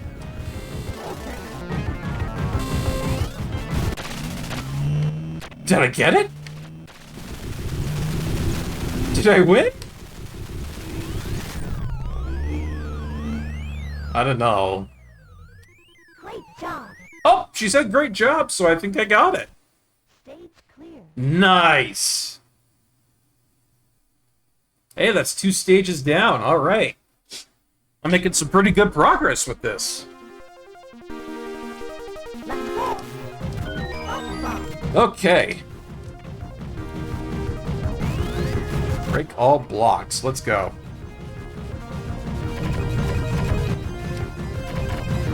Oh, yeah. There we go. There we go. Looking at another perfect. Nice. Ooh, I even got a Chivo for that. Good stuff. Hey, welcome back, Foxhound. You came back at just the right time. I beat another boss. I got a whole bunch of new Chivos for my trouble. And, hey, I think I might be on the last stage. Huh, wow.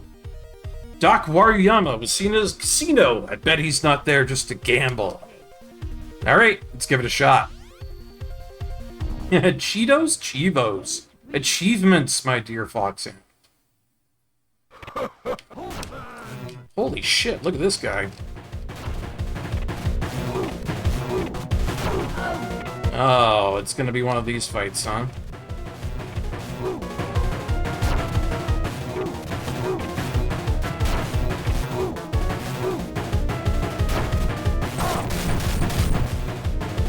Oh, what is he doing now?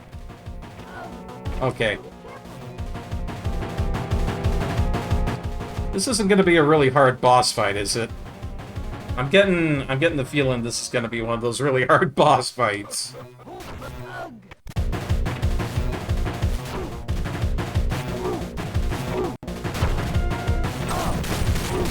Okay, there's a pattern to this.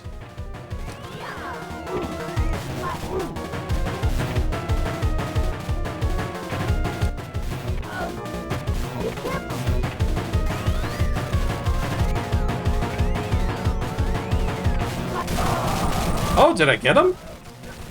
Can't have been that simple, though.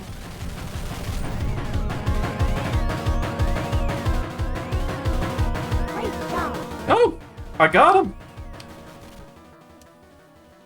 Well, they've got to have, like, a stage 4 or something after this. And I'm thinking that's what this might be. Is that they've got, like, a final stage I gotta go through.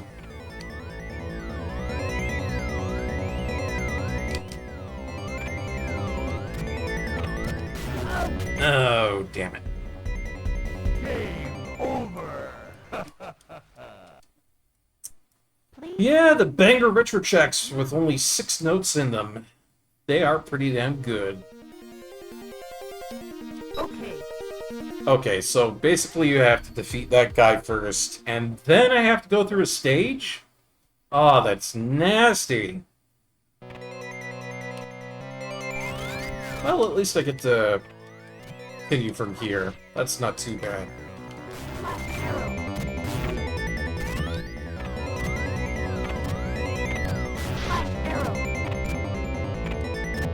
It's a little more difficult than I've given it credit for, to be honest. But I like it. You ever played this before, Foxhound? It's a Japanese-only game, so I'm not sure if many people have played this, to be honest. That's kind of thing to it, you know. I think that it was only just translated recently, too. Oh, but you remember the symbol. Oh, gotcha. So it's not, like, completely invisible to the public eye, then.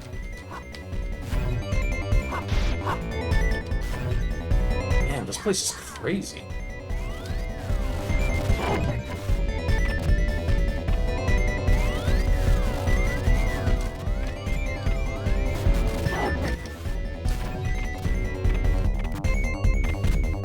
Personally, I thought this would have been a strong contender to, like, Sonic if they had released this in America.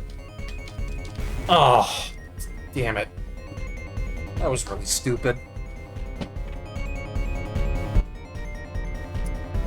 But yeah, I think kids would have really liked this if they have gotten a chance to get their paws, their little grubby mitts on this, if you ask me.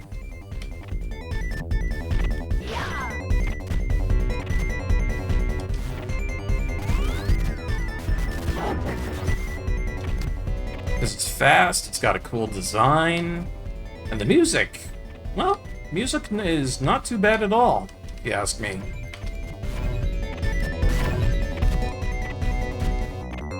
Not sure why you remember the symbol, though. It might have been in one of the magazines that they had out there. Because the only reason I know about Pulseman is because of this one time I was out on vacation with my dad and stuff.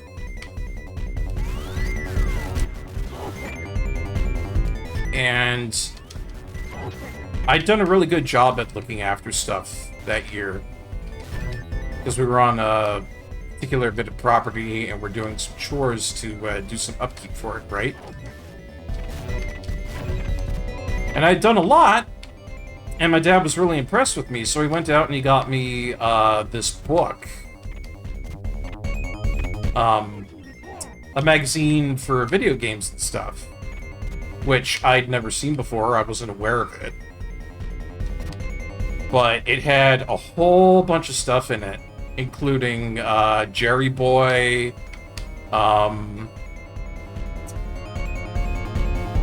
Tomba was another one of them that they had. And Pulseman was one of the games that was in there too. And it's the only reason I know about this is because it was in there. A lot of Japanese-only games that, for some reason, this American magazine decided to cover. Which I think was pretty darn unique. Oh no, yeah, you're good. You're good, Sunder. Got bored of Kaguya-sama about 4 episodes in. And Tao. I don't blame you. I don't blame you, Sunder. Kaguya-sama is not the most amazing thing on the planet, but it is watchable. Oop! Somebody's lost a wheel.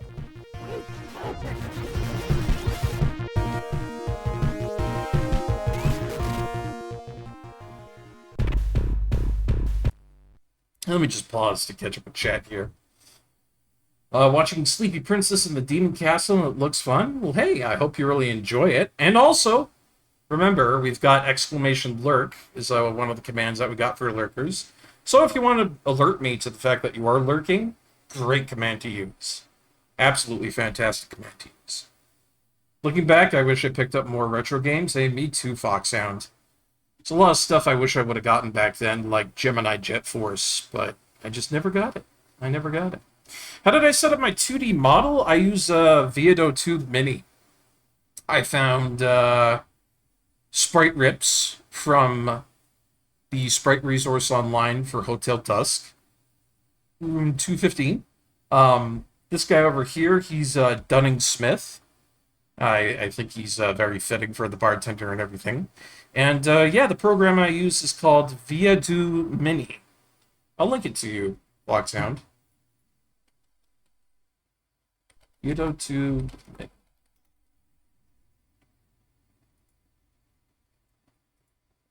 Personally, I really wish they would put some sort of, I don't know, what do they call it? Dampening for the microphone stuff on that, but it's what I use. And personally, I really like it. It's worked out really good so far, and I guess technically you could call me a PNG tuber now. Funny enough. Yeah, Jet Force Gemini is one of the ones I wish I got back then because it seems like a really fun game, but I just never got it. Just never got it. Let's go! You betcha.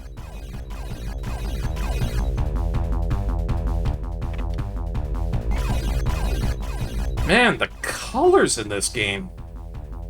Really flashy.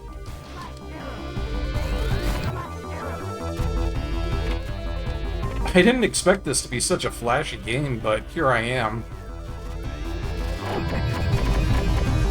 Oh, oh! Oh, come on.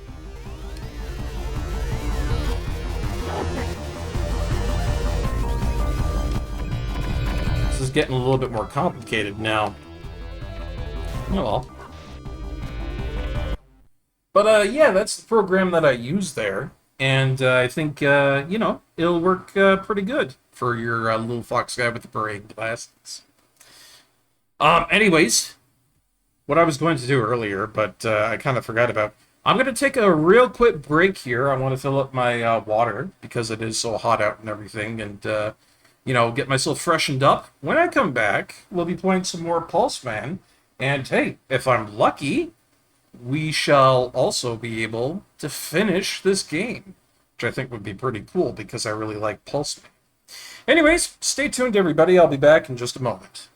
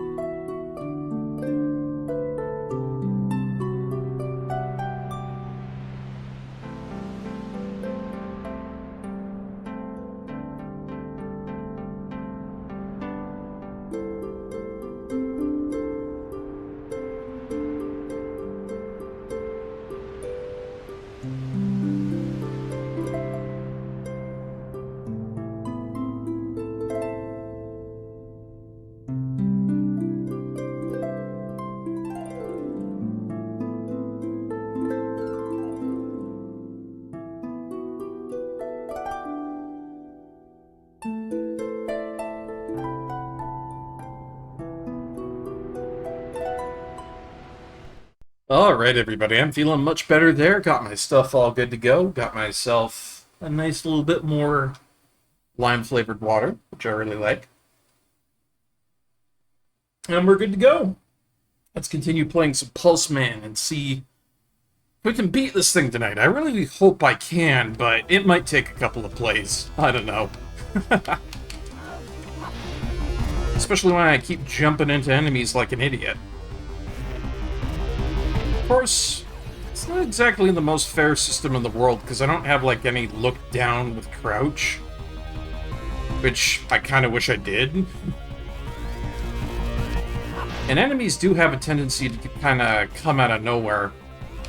But, you know, I'm not too upset about that, to be honest.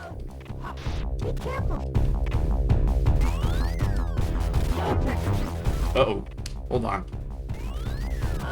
Oh, God! Like the woman says, be careful! Come on, I've only got so many continues left.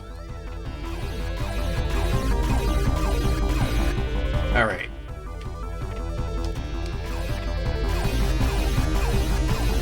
Still, I think this game introduced a lot of cool concepts that I didn't know about previously.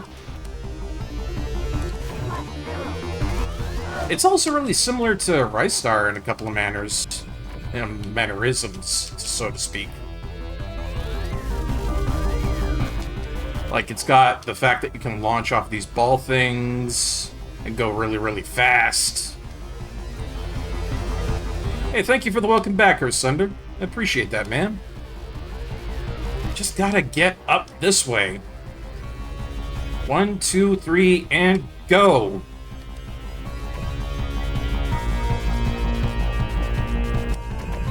There we go. That's the one I'm looking for. Whew. Well, if it's a final stage, then it's got the right amount of difficulty in it. I'll give him that.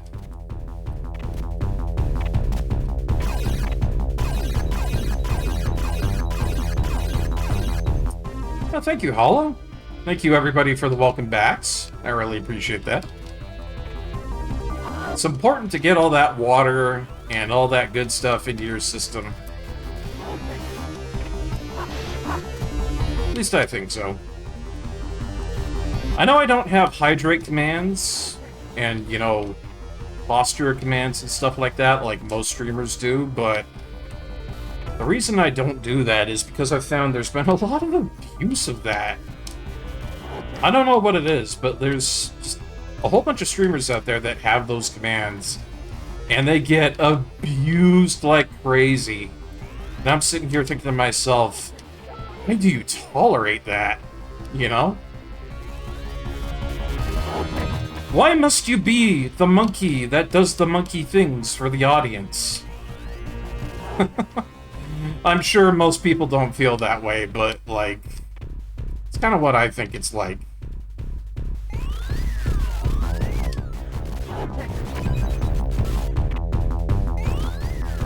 You get a whole bunch of people that redeem, like, a whole bunch of hydrates in a row.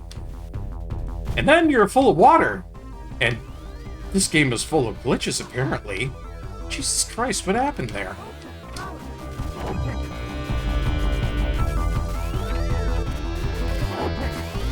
Okay.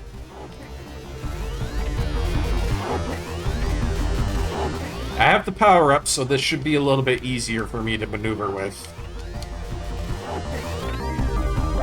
Ooh, extra health. Alright.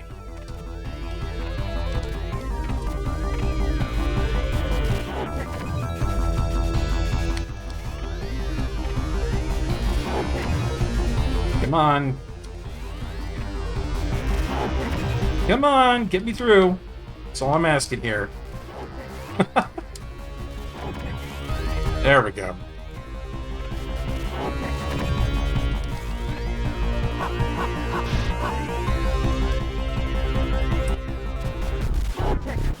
Is this like a bit of a maze or something?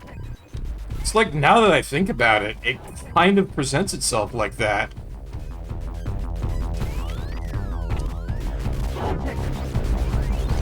Man, surprises at every turn. Every single turn, man.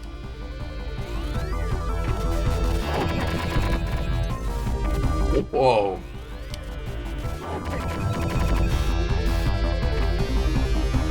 Ooh, and a little bit of lag as well.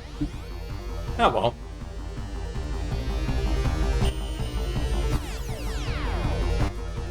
Lately I've found those Mio water flavor enhancers are some of the stuff that I really like when it comes to having water enhancement. I know some people say that they're not that amazing, but I seem to really like them, for the most part. Personally, I think they're really good for, like, weight loss, for the most part. Because they seem to have not as many of those really weird and gucky chemicals that most of them do.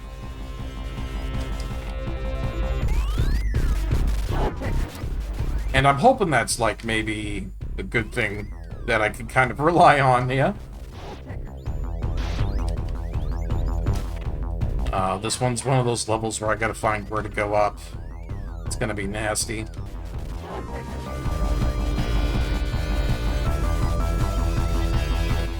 But yeah, those little Mio water flavoring things are really good to add to, you know, water on a hot day that, you want a little bit more to your water, but, like, not so much that it becomes, like, you know, more than just a little treat.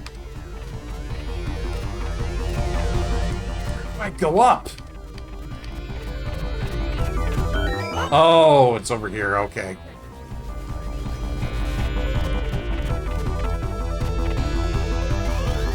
Man, this is a nasty little corridor I'm going through here. I found the way forward, though. I'm good to go. Ooh, and I even got a Chivo for it. Nice!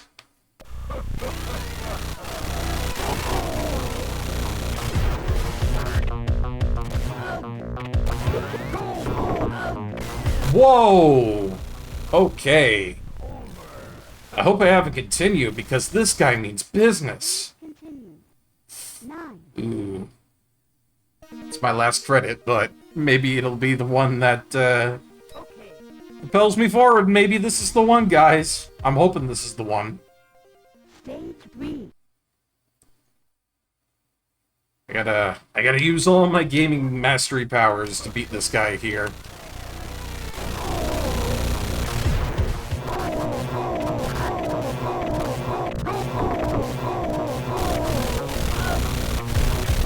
Whoa! Whoa! Jeez, this guy's tough. Though I think I might have a strat for this guy.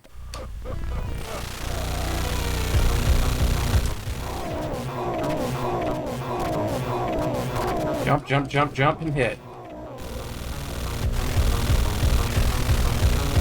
Okay, careful, careful. Damn it!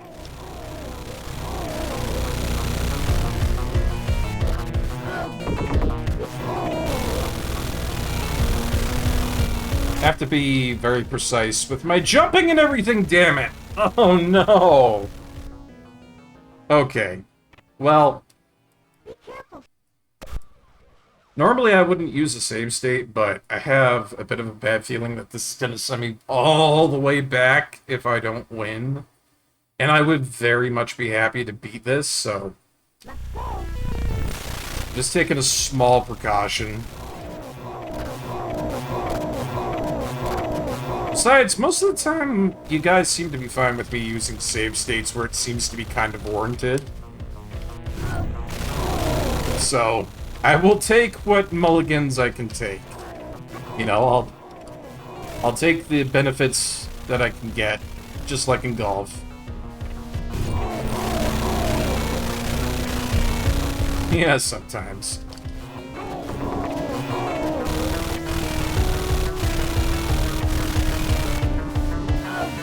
Oh, jeez, this guy's tough, though. What? Did I get him? Did I beat him? Was I the lucky video game boy all along? Great job. Stage clear. Oh. Who knows? Oh, I got a bonus stage to play. Let's go for it.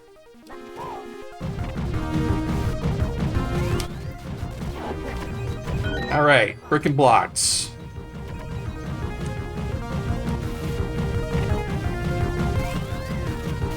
Really got to build up speed for this one.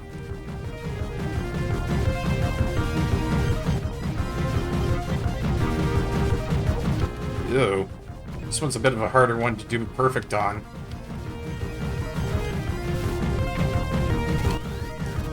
Well, if I don't get it perfect, that's perfectly fine.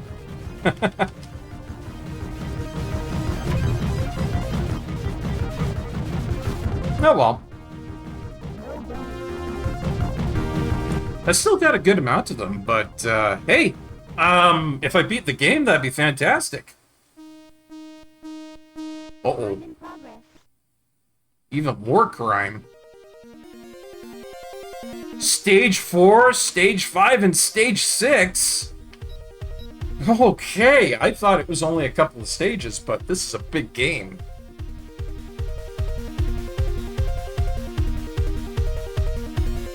I hope I get some continues back, or at least I get to have a save or something.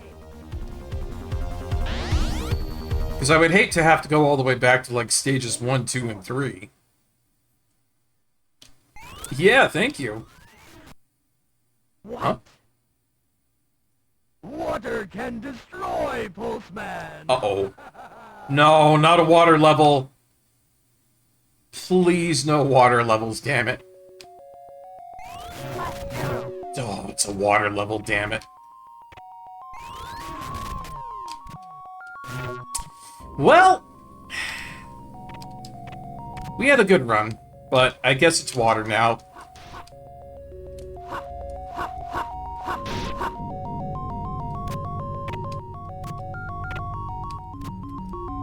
Ooh. It's like they slow me down, and I don't have a lot of movement in it, too. Water is really bad for Pulseman.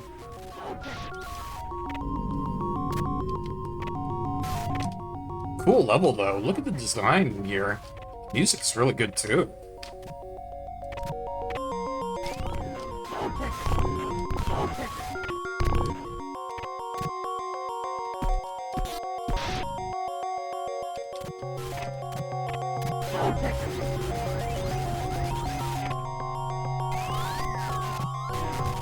Whoop, whoop, whoop, whoop, whoop. Let's not be doing that. Shit! Oh, that could have been bad. One of those moments where I just avoid doing a stupid thing. It's very common. It happens a lot in video games, you know? You just eke out not being destroyed by your own hand. Happens more than you would think in video games, guys. Way, way, way more than you would think.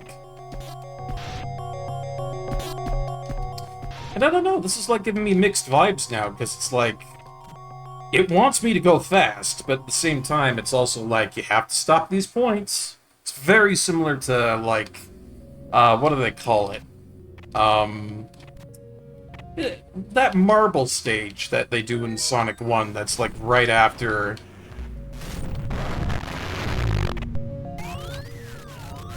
That's like right after Green Hill. I'm trying to think of it, like... My mind wants to do alliterative appeal, like I want to think Marble Madness, but that's not what it is.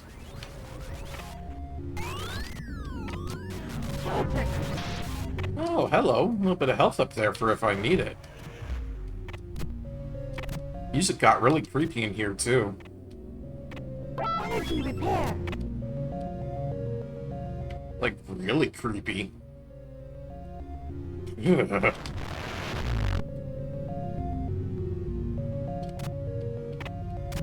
Yeah, I feel like I'm in some sort of Aztec ruin or something like that.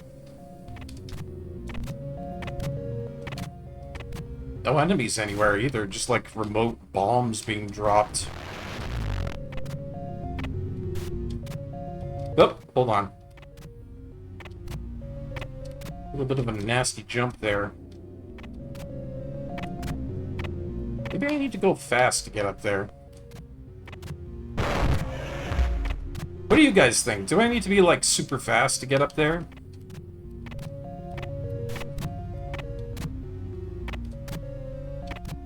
Oh, no, wait a minute. I know what I need to do. Yeah. Although I don't know if I can do it. Damn it.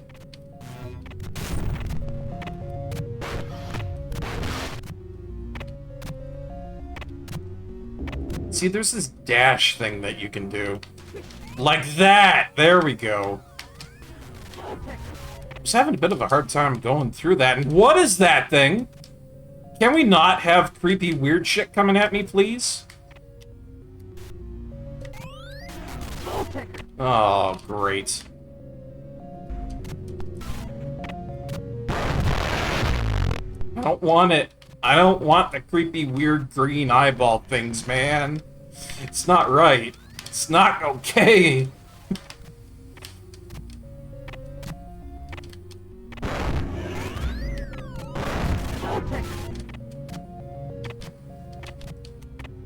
be honest, I don't even know what they do. Just really weird, creepy little green things. In a very weird, creepy green area. I have a feeling it would be a bad idea to stay still around them, so I'm gonna keep moving. Yeah.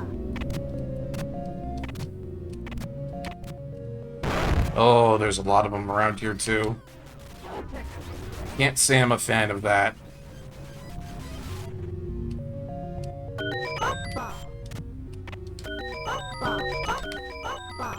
What does that say? Oh, they're water. That's what it is. So if I touch them, I lose my electricity. That's what they're doing. Okay, so they're not super harmful, but still very annoying.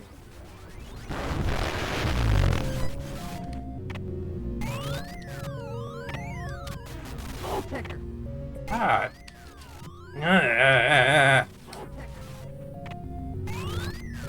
See, I have to get up into that little alcove ledge right here and then get away from them as well.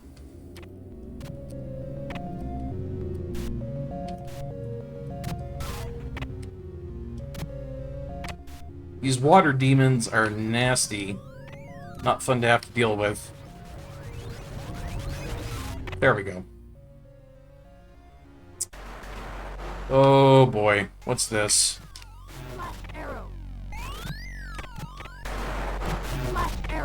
I don't like it. It got creepy again, guys.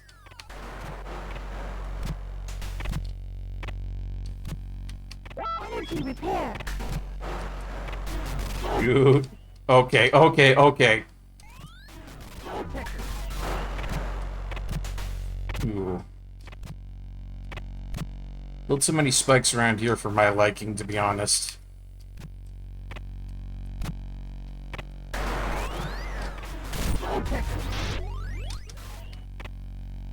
You know, if it was just a little bit less spikes in design, I wouldn't be unhappy about that.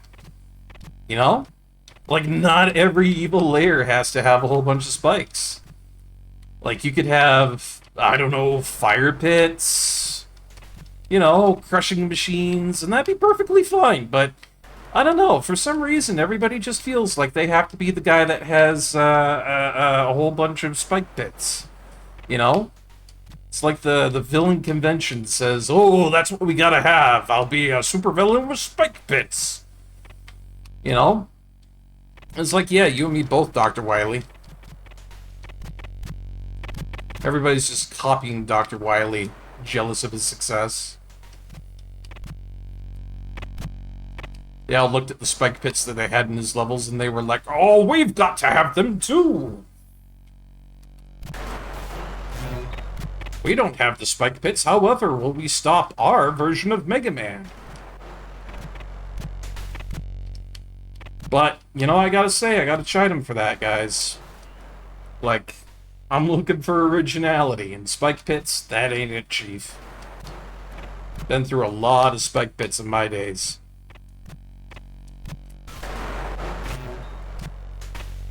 Shh. Sheesh. At least I got over that wall. These gears are infuriating. They're grinding my gears with gears. How about that? That is spectacular. I didn't think in a million years I would make that connection or that would ever happen to me. But lo and behold, guys, there it is. My gears are being grinded by gears. Amazing.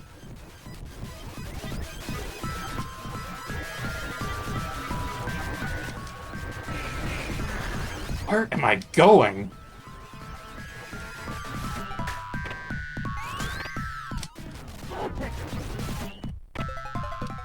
Yeah, zip zoom, motherfucker. That's exactly what it feels like right now.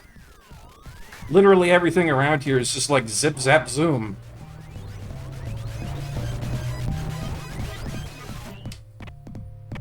Ladybugs.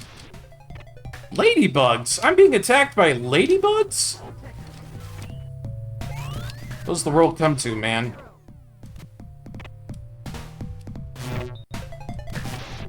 They're tiny, too. Nasty little things.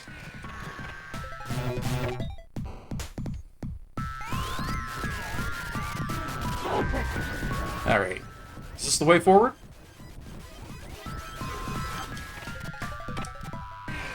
Okay.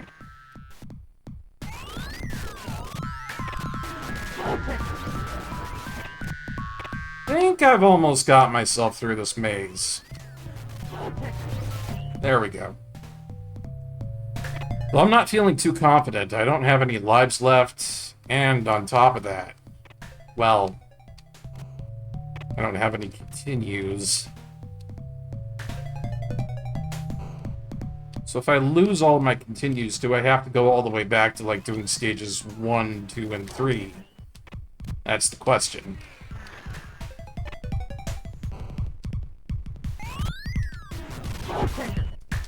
Uh-oh.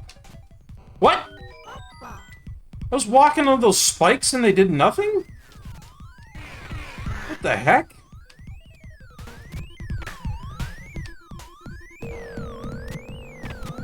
I don't know, something's up about this one, Chief. It's a strange game. It's also a very strange level, I'll tell you that right now.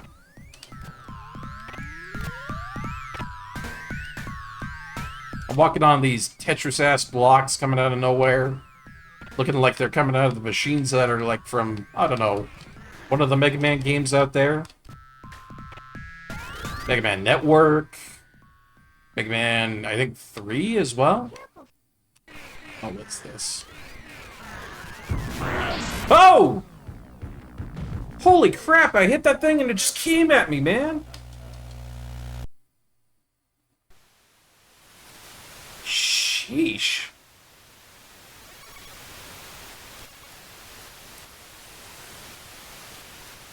That was rough. I didn't think it was going to come out of nowhere like that. Alright, I'm going to check this out and see where it drops off at.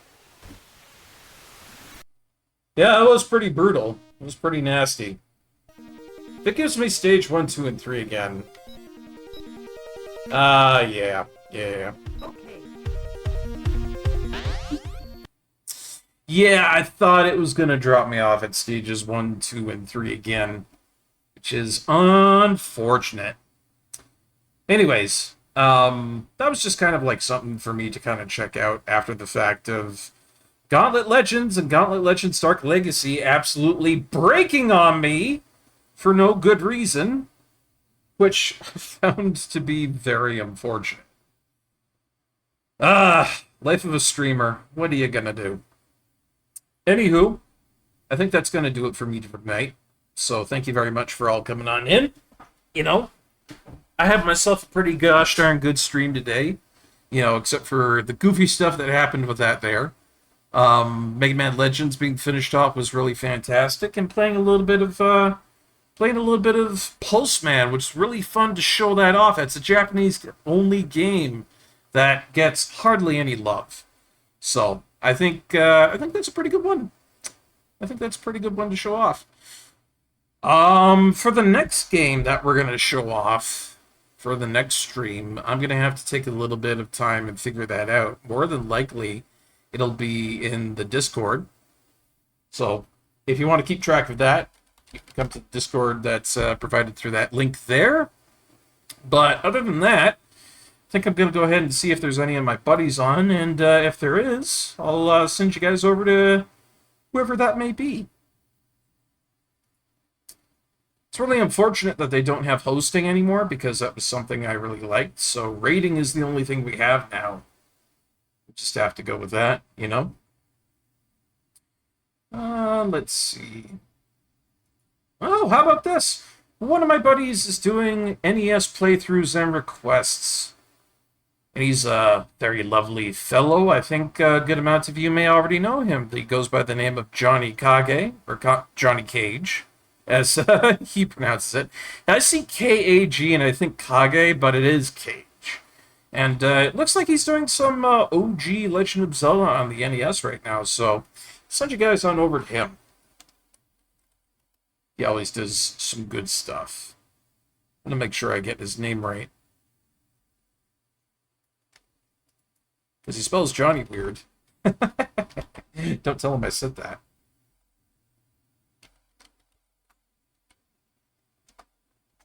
Alright, there's our raid message and everything. Make sure to copy that raid message and post that into his chat there. Send forth some of that Barkeep love. Again, concerning love, so to speak, thank you very much for coming on in today. I had a really good stream. It is really, really nice to see y'all. I hope you all had yourself a really nice weekend. And if it's just getting started for you, I hope you have a really good rest of your weekend. You know, still got Sunday to go through. Still got a lot of stuff to do. I'll figure out some game for us to do in the future that won't consistently break. But, yeah. So, keep yourself safe, stay fed, healthy, and look after your friends and family and all that stuff there. You know? And I'll be back when I'm back. I'll be more consistent, I think, now that I'm back from my little break there. So have yourself a wonderful evening, and I'll see you again sometime. All right, that's enough from me. Barkeep signing off.